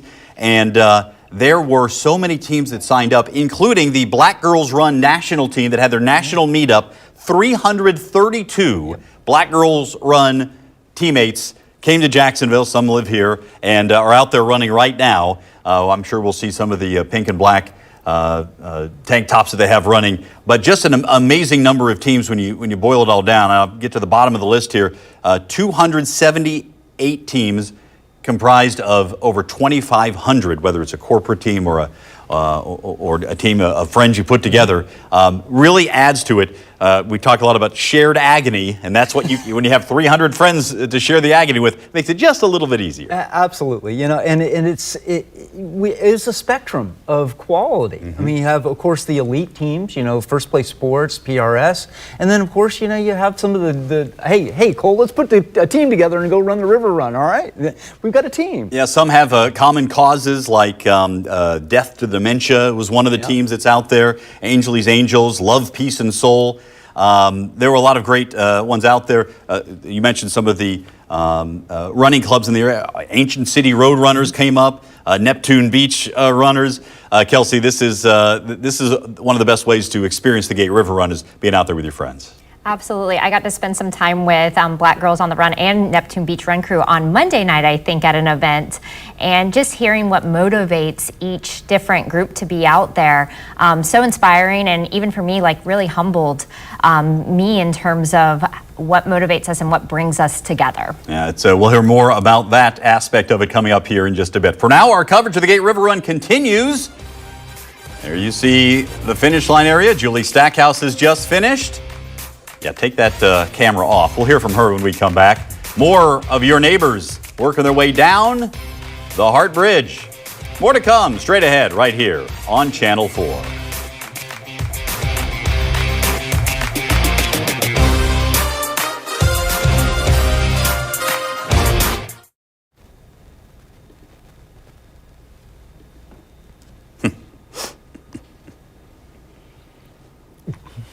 Tony Allegretti. Yeah. Back in his element. My wife says, I wish I was running Channel 4 with so many commercials. You guys are doing great, though. Poor Jamie.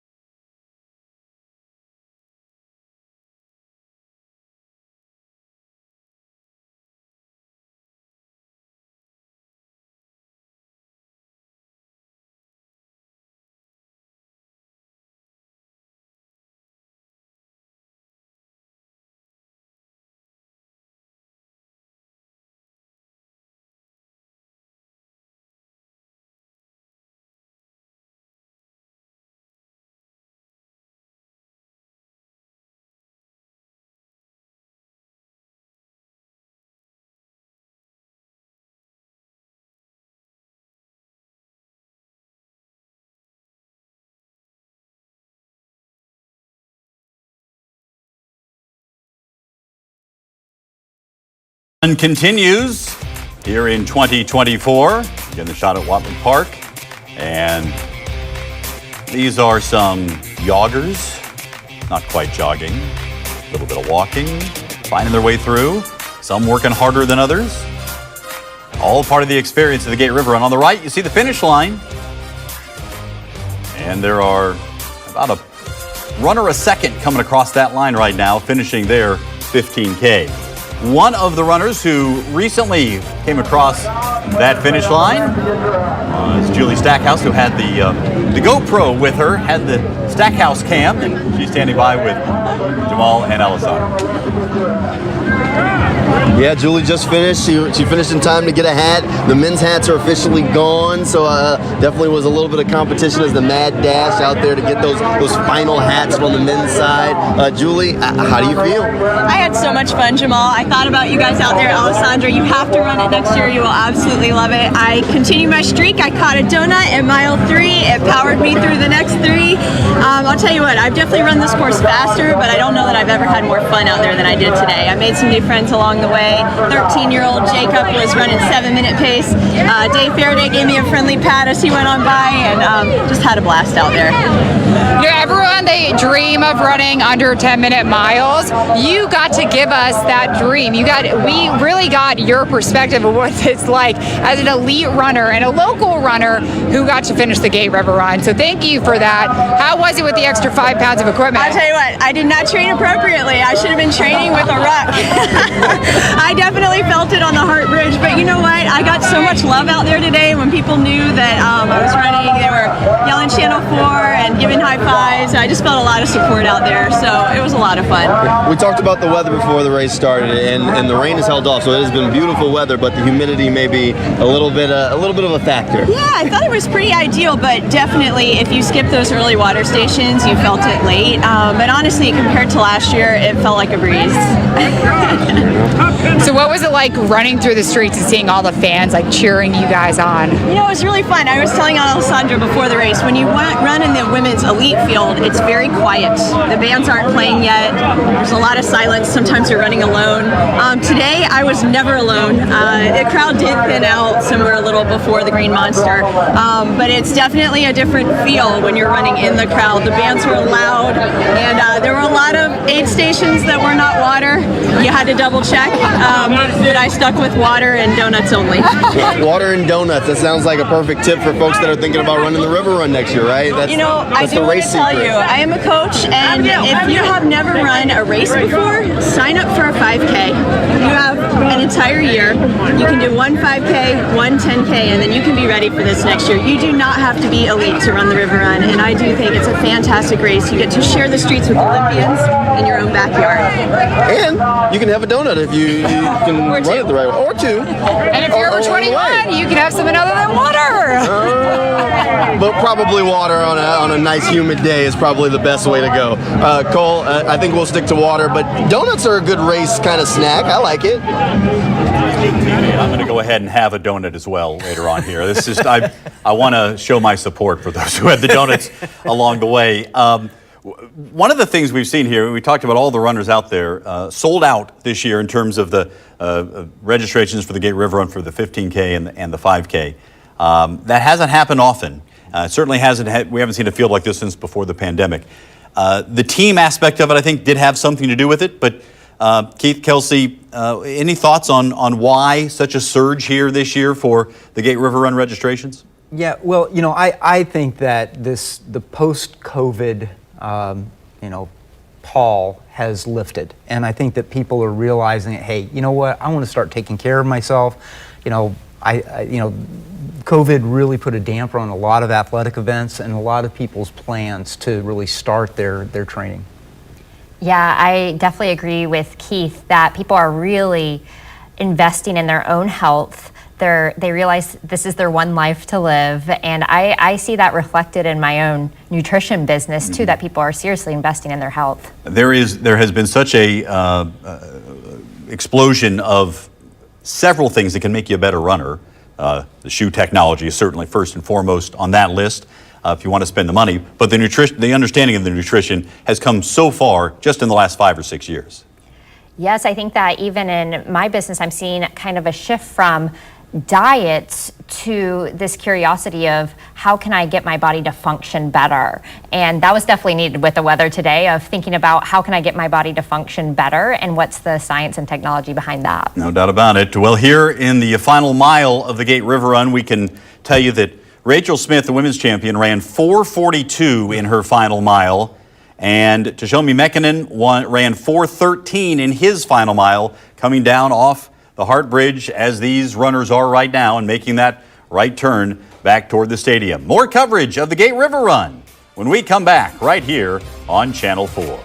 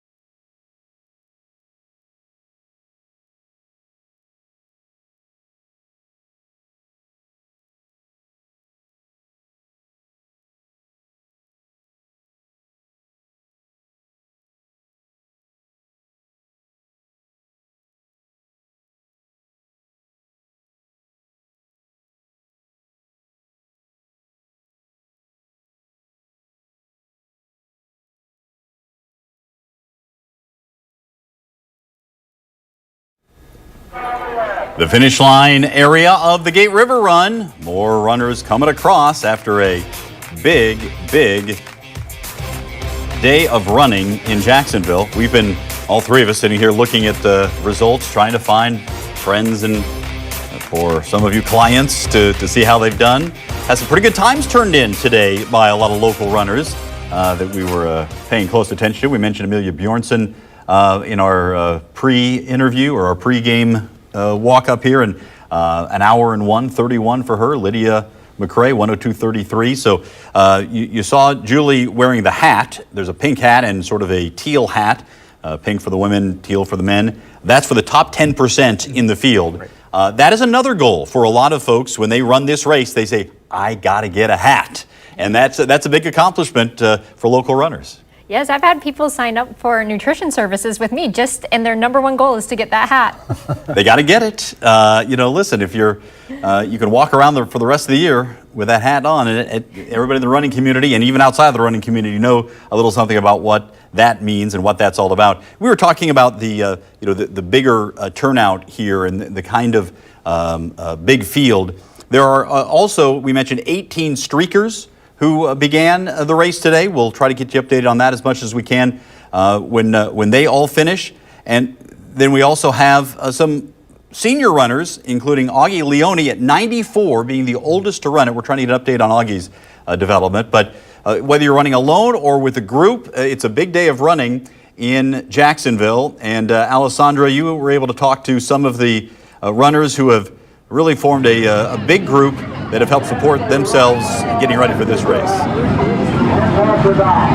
Yeah, that's right. There's a new running community starting at the beach in Neptune Beach. It's founded by 3 friends who started running with each other, just training for ultra marathons. Then they decided, hey, why don't we just make this for everyone? So it's called the Neptune Run Crew. Every Friday morning at 6:45, they run down First Street, just an easy 5K.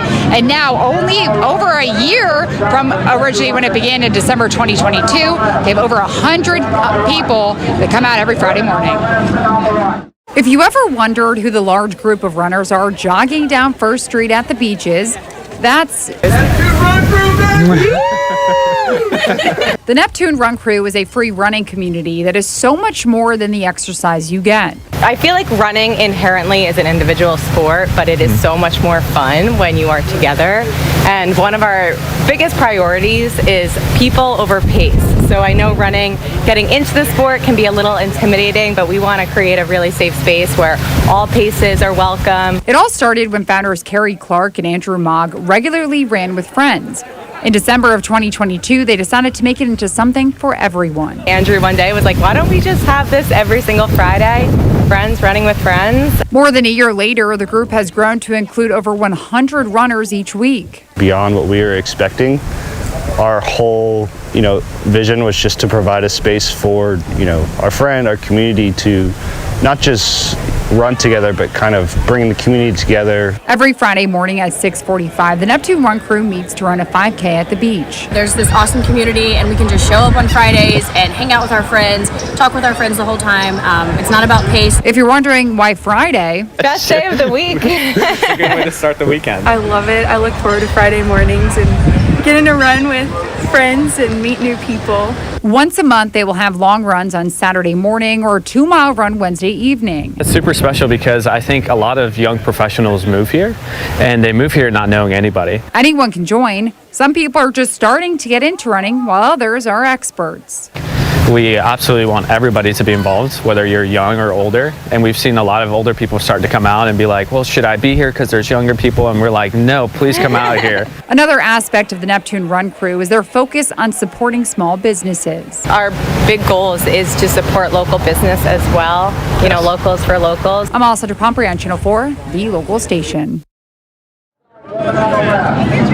Well, the Neptune Run Crew are the second largest club running the Gate River Run. They have over 150 participants. We saw the founder running. She came in just when you came in, Julie. You're a leader of the running community here. How awesome is it to see some younger people starting a new running community at the beach? It's so awesome. When I first moved here, I was 26, and this is how I got my introduction into the long distance running community. I was a sprinter before that. So it's awesome. You don't have to run alone. If you're a little bit intimidated about getting started, literally just come out and join a group. You'll have a great time and some free coffee afterwards. Yeah, best way to get started doing any new thing, especially like running, is running with a group, because you get those accountability buddies that keep you going.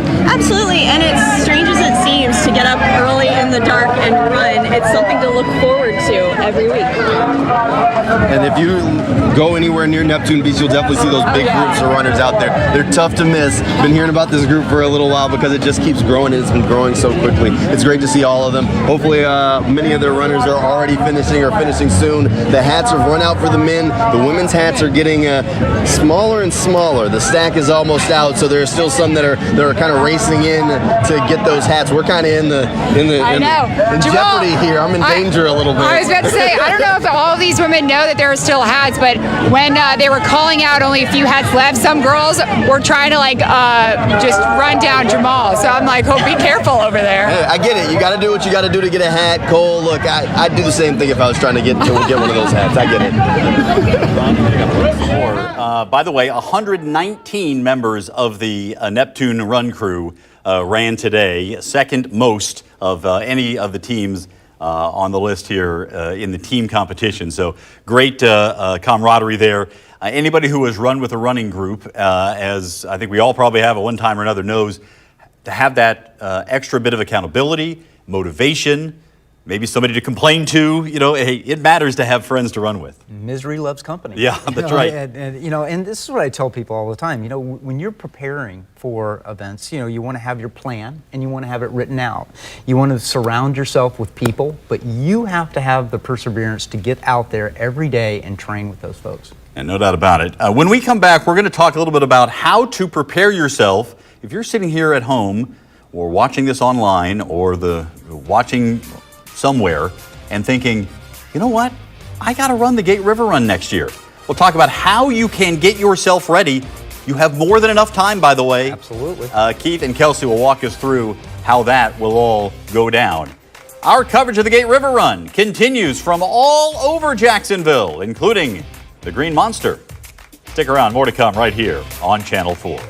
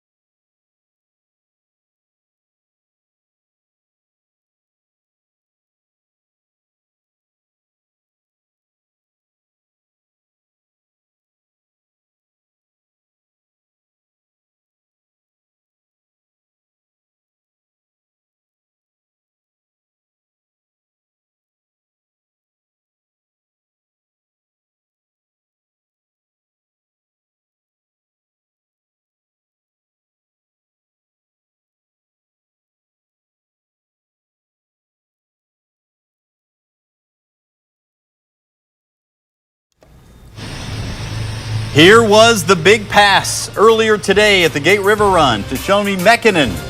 Going past Kira D'Amato, taking over the equalizer lead. He would run to victory.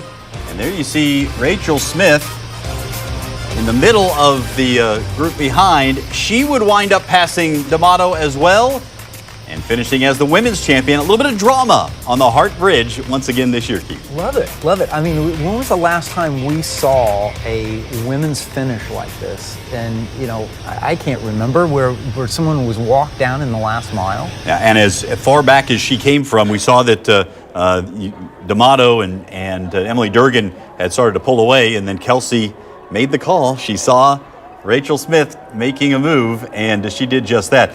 Here are all these people finishing. Some of these will be first-time finishers of the Gate River Run. As we mentioned before the break, there's plenty of time right now to get ready for next year's Gate River Run. So I want to turn to both of you as top runners, but also coaches and nutrition, registered sports dietitian.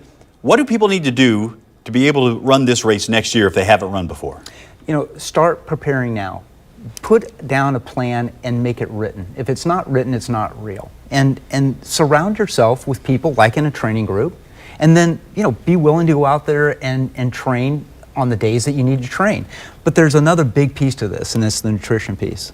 Yes, you're asking more from your body, you have higher demands, and while I personally don't believe that you have to be on a strict diet, I do think that you need to provide your body with the resources to do the work you're asking your body to do. All right, that's something that if you want to get a coach, get a nutritionist, that's something you want to get serious about this, you can certainly do that and have your best river run ever, if it's your first, or your 47th or 48th next year.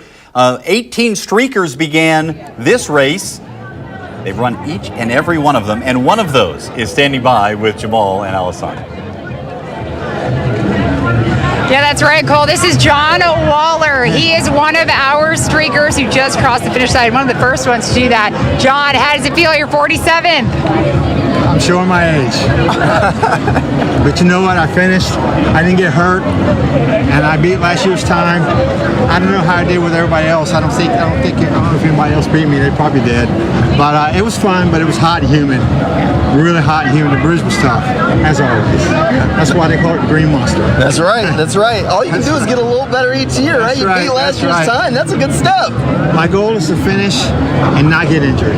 There you go. That's a good goal. There you go. Right. So. And you got to go first with the wheelchair runners. You said that the elites, hey, you had some time on them though, and it was a little distance between you guys. We got a 3-minute head start. I think, 3-minute head start over the elite women, and they caught up with me just past the 1 mile point and going up the Main Street Bridge. And the elite guys, of course, they started at 8 o'clock. I had an 8-minute head start of them. They passed me around 2 mile point. They were flying. I didn't try to keep up with them.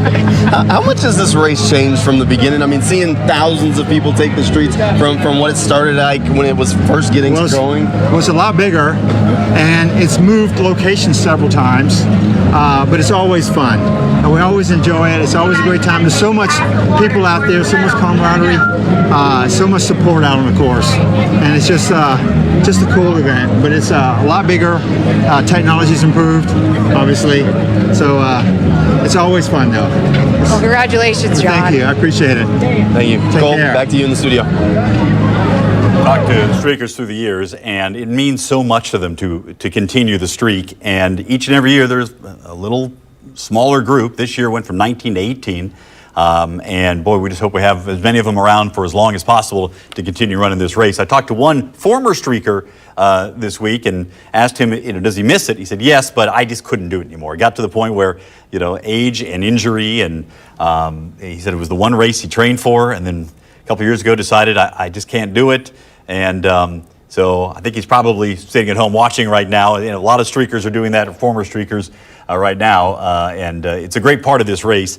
And again, 18 who have run each and every race in the history of the Gate River Run, 47 years. Absolutely. And I think it's a testament to Doug Allred and his group, actually, of putting on a really consistent event that everyone can rely on, that, hey, listen, it's going to be a great course, it's going to be a fast course.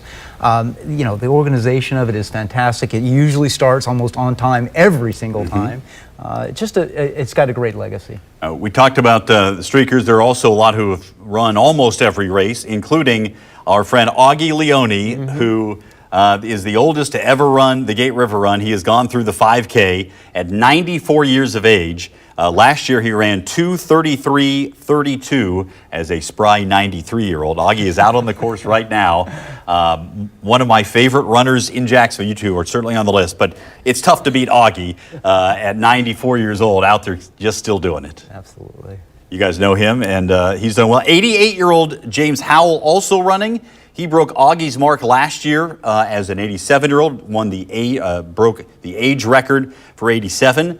Augie is the fastest at the gate at every age group but 2 of 81 plus. So James has one of those. So it is a kaleidoscope of different personalities and fitness levels and ages and geographies and everything else, but they all have one thing in common. They want to get to the finish line at the gate.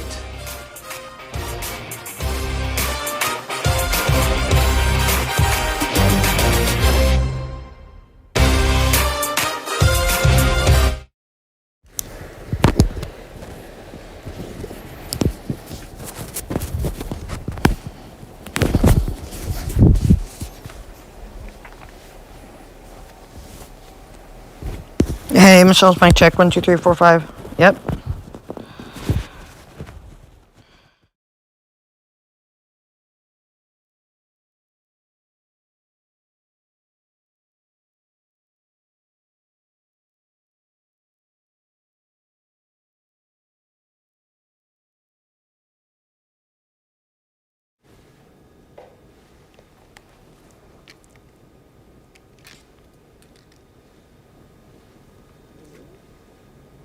Yeah, I'm here. Who will? Cole? Oh, perfect. Okay, all right.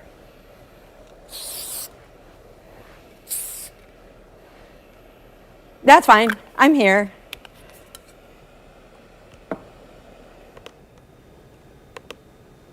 Yeah, I got that. I got that.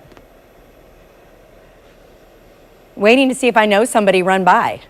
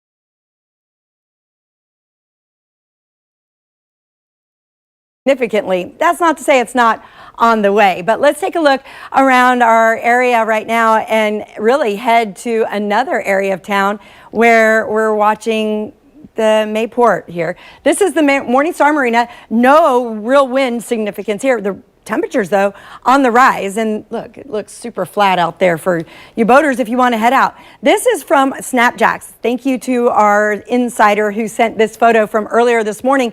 We do have some significantly thick clouds. They're keeping the blanket, keeping that humidity in, keeping our temperatures on the rise as well. So officially at 66 degrees at the airport, 62 in Brunswick, 68 out at I-75 and Lake City. But our hour-by-hour forecast, this is what we're showing. So what initially was showing rain coming into our area around 9 o'clock this morning has definitely tapered off. So it's dry for now. The humidity's high and the dew point is there. So you're feeling that wetness out there when you do step outside. Not anything much falling from the sky, though. We will see temperatures in the 80s or 70s rather around 6 o'clock tonight. Rain will come into our area overnight. Tomorrow morning, though, around 8 a.m., most of that rain will be moving out. So what we thought was going to be a significant rain event really hasn't become much of a factor, except tomorrow we will see a little more rain than we are now. So looking ahead today, cloudy skies, some rainy conditions likely at some point. About 50% of us will see rain today. And our weather headlines, rainy, warm conditions. Hey, if you don't want to be outside, go inside to the home and patio show, and the rain will taper off until the evening hours and into tomorrow morning. Monday is looking like it's going to be the best day of the week for the next 7 days, and then another front moves through Tuesday, bringing a lot of rain and warmer conditions. I will keep a close eye on the weather the rest of the way. It will be recovery week for a lot of these runners. They won't care if it's raining or not. Just stay inside, put your feet up, get some hydration, and get ready to get back out there. Yeah, another week or 2, 3. I think, it's good actually to jog a little bit after this race Too, if you can. If you can get out there for 1 or 2 days next week, loosen yourself up, it helps you stretch, allows you to get some nutrition in, and I think taking completely 5 days off after this is not a good idea. I'd try to walk and run. More to come on our coverage of the Gate River Run right after this.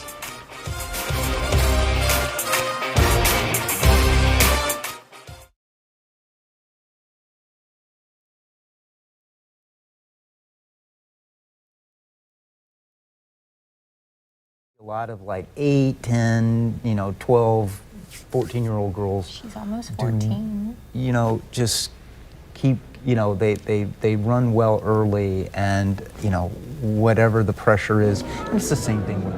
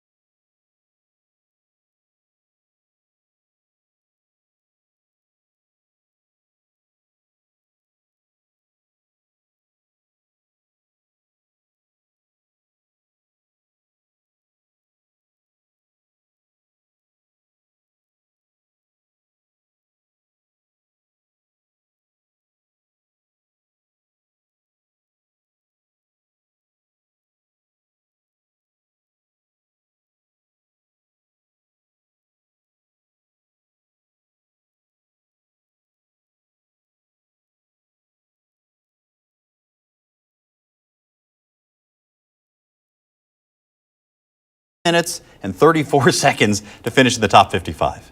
I feel like Stella and I'm her fangirl and she's my fangirl as well. She came to the trial, she made a sign for me, so I'm a big fan of little Stella Kruger. I got to see her on Monday night, and because she's in track season right now, there was a debate, is she going to run her track race or is she going to come to the Gate River Run? And obviously Gate River Run won. It was the right decision, I think, to have this kind of run today at the biggest race in Jacksonville. Well, and you know, she's got a great inspiration. Her mom and dad are great local runners, and they've been great local runners for 20 years. Yep. And that's great when you can see, when you have a child that sees you doing the sport and wants to jump in with you. No better way to teach a kid to run than for you to run. Absolutely. And just show her what you're doing. At any age.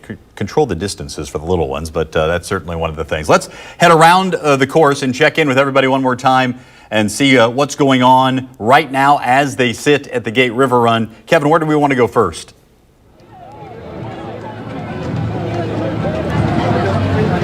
Let's go to Jamal and Alessandro along with Julie there at the finish line area.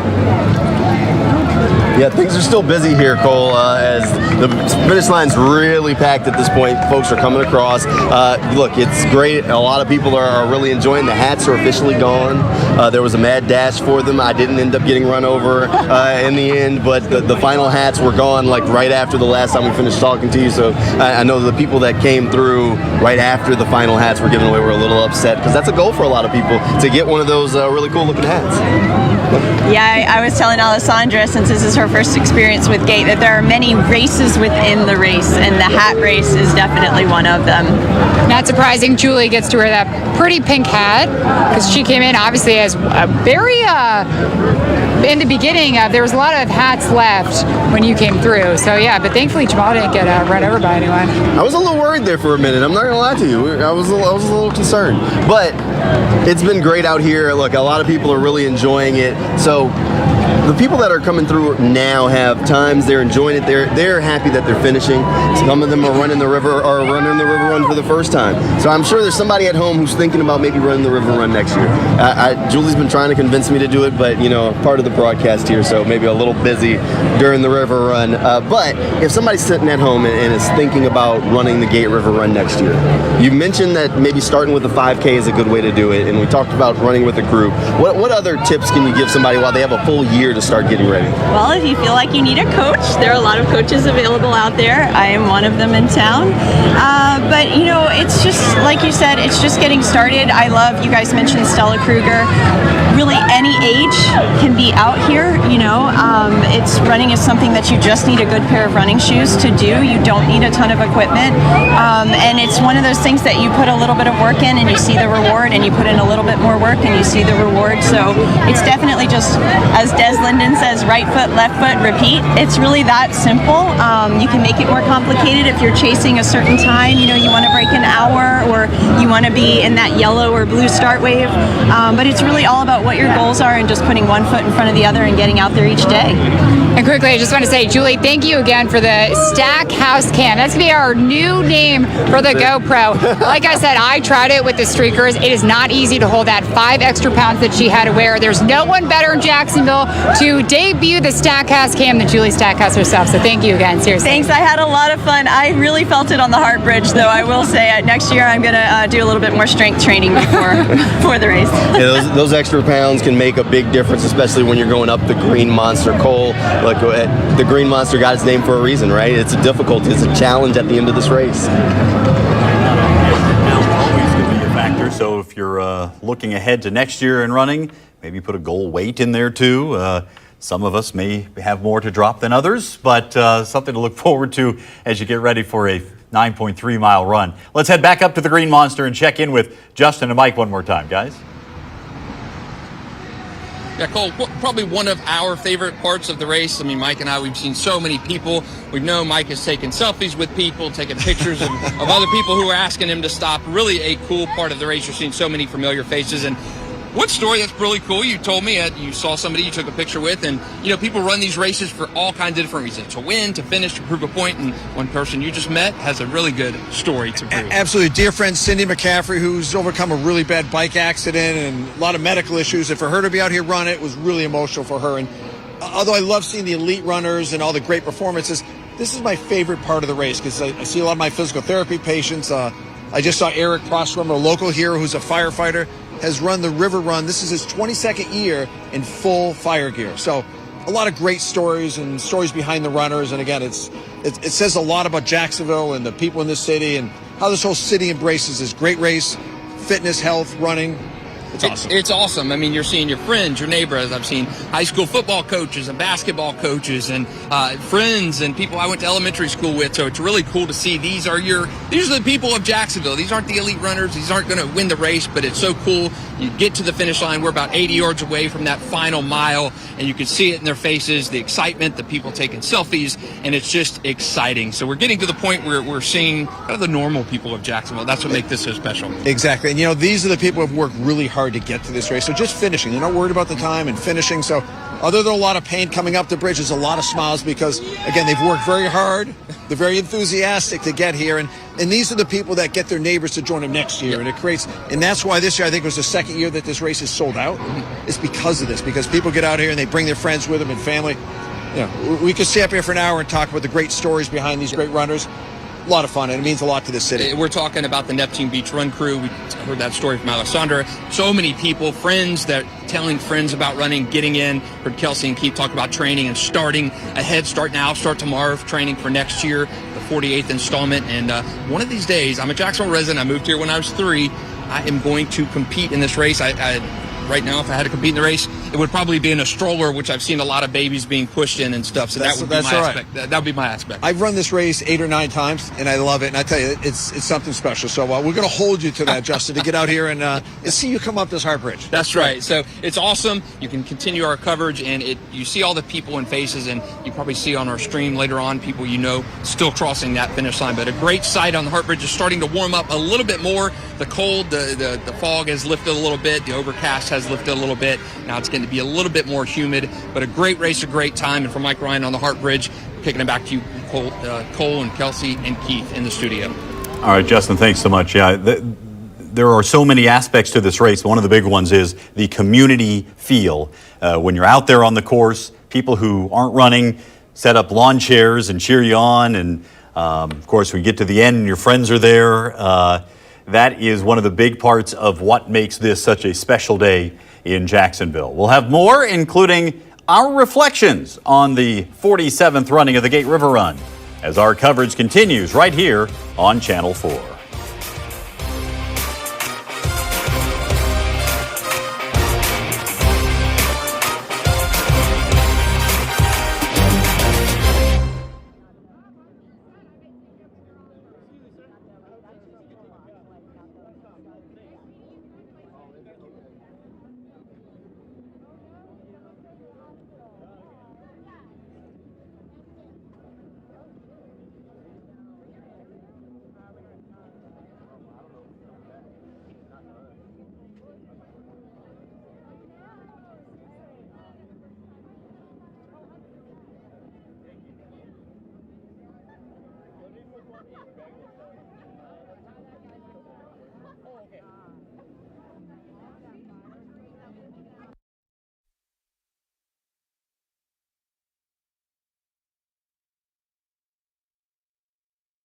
Hey, Mike. How you doing, man? Good to see you.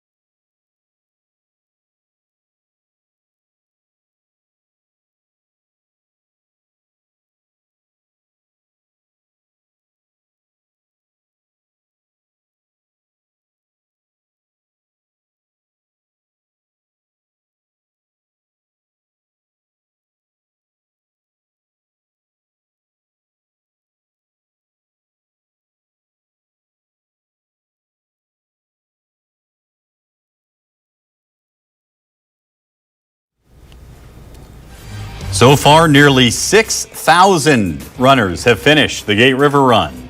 More coming across the finish line. As you see from above, our shot from Sky 4.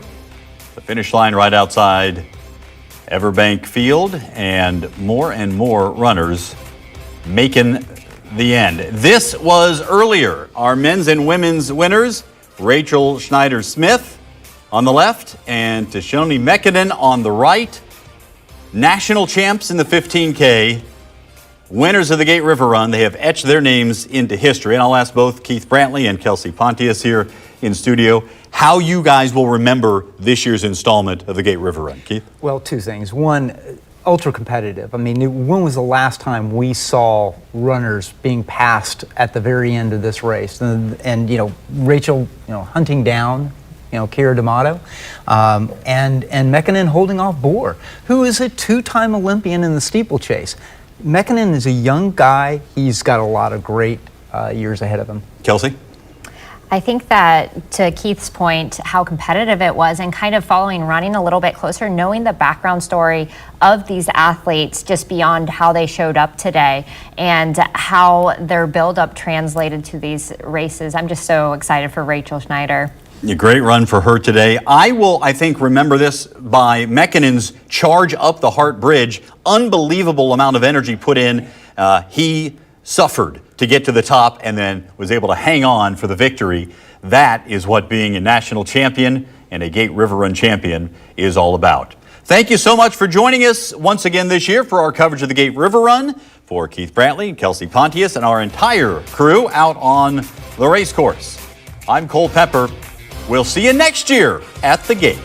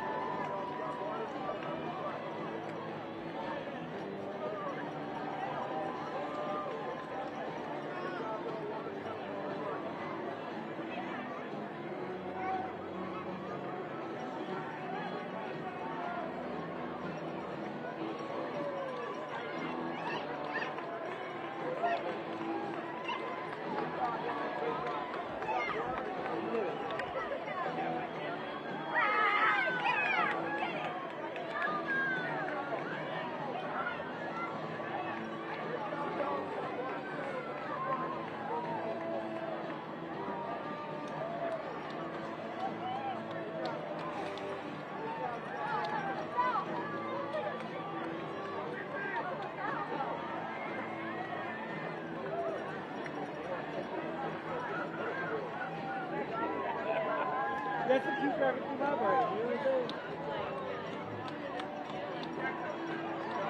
You gotta meditate.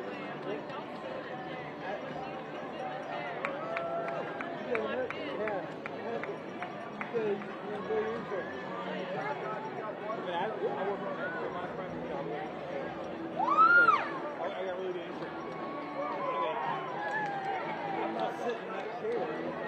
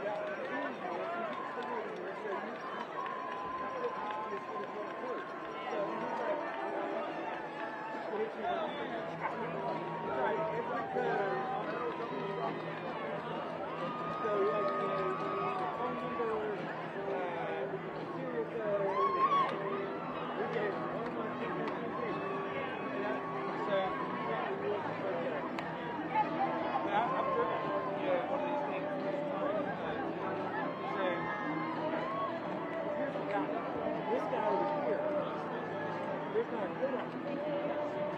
was moving back and forth. I was like,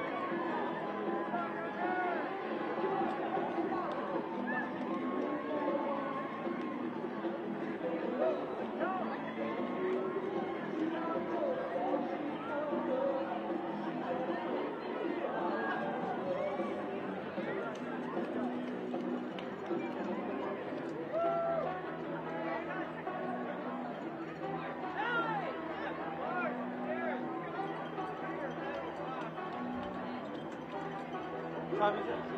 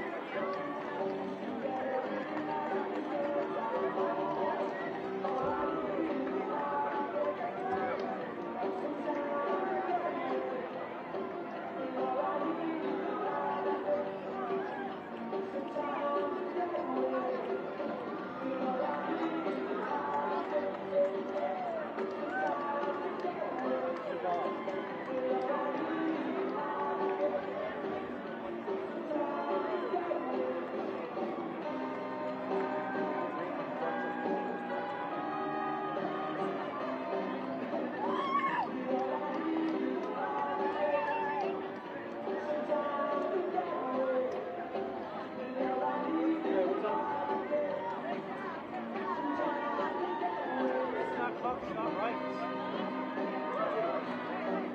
Oh yeah, right. Oh, you have so much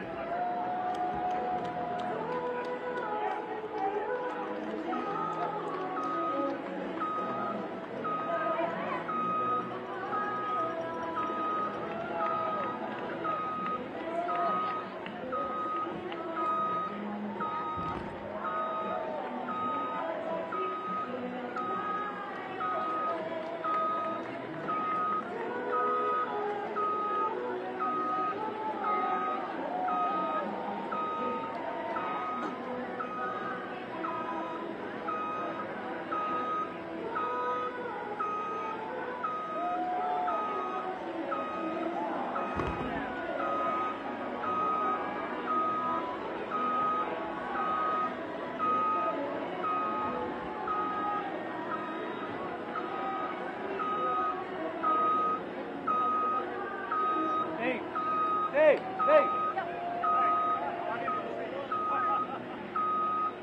Hey, she's good. I saw her coming towards her.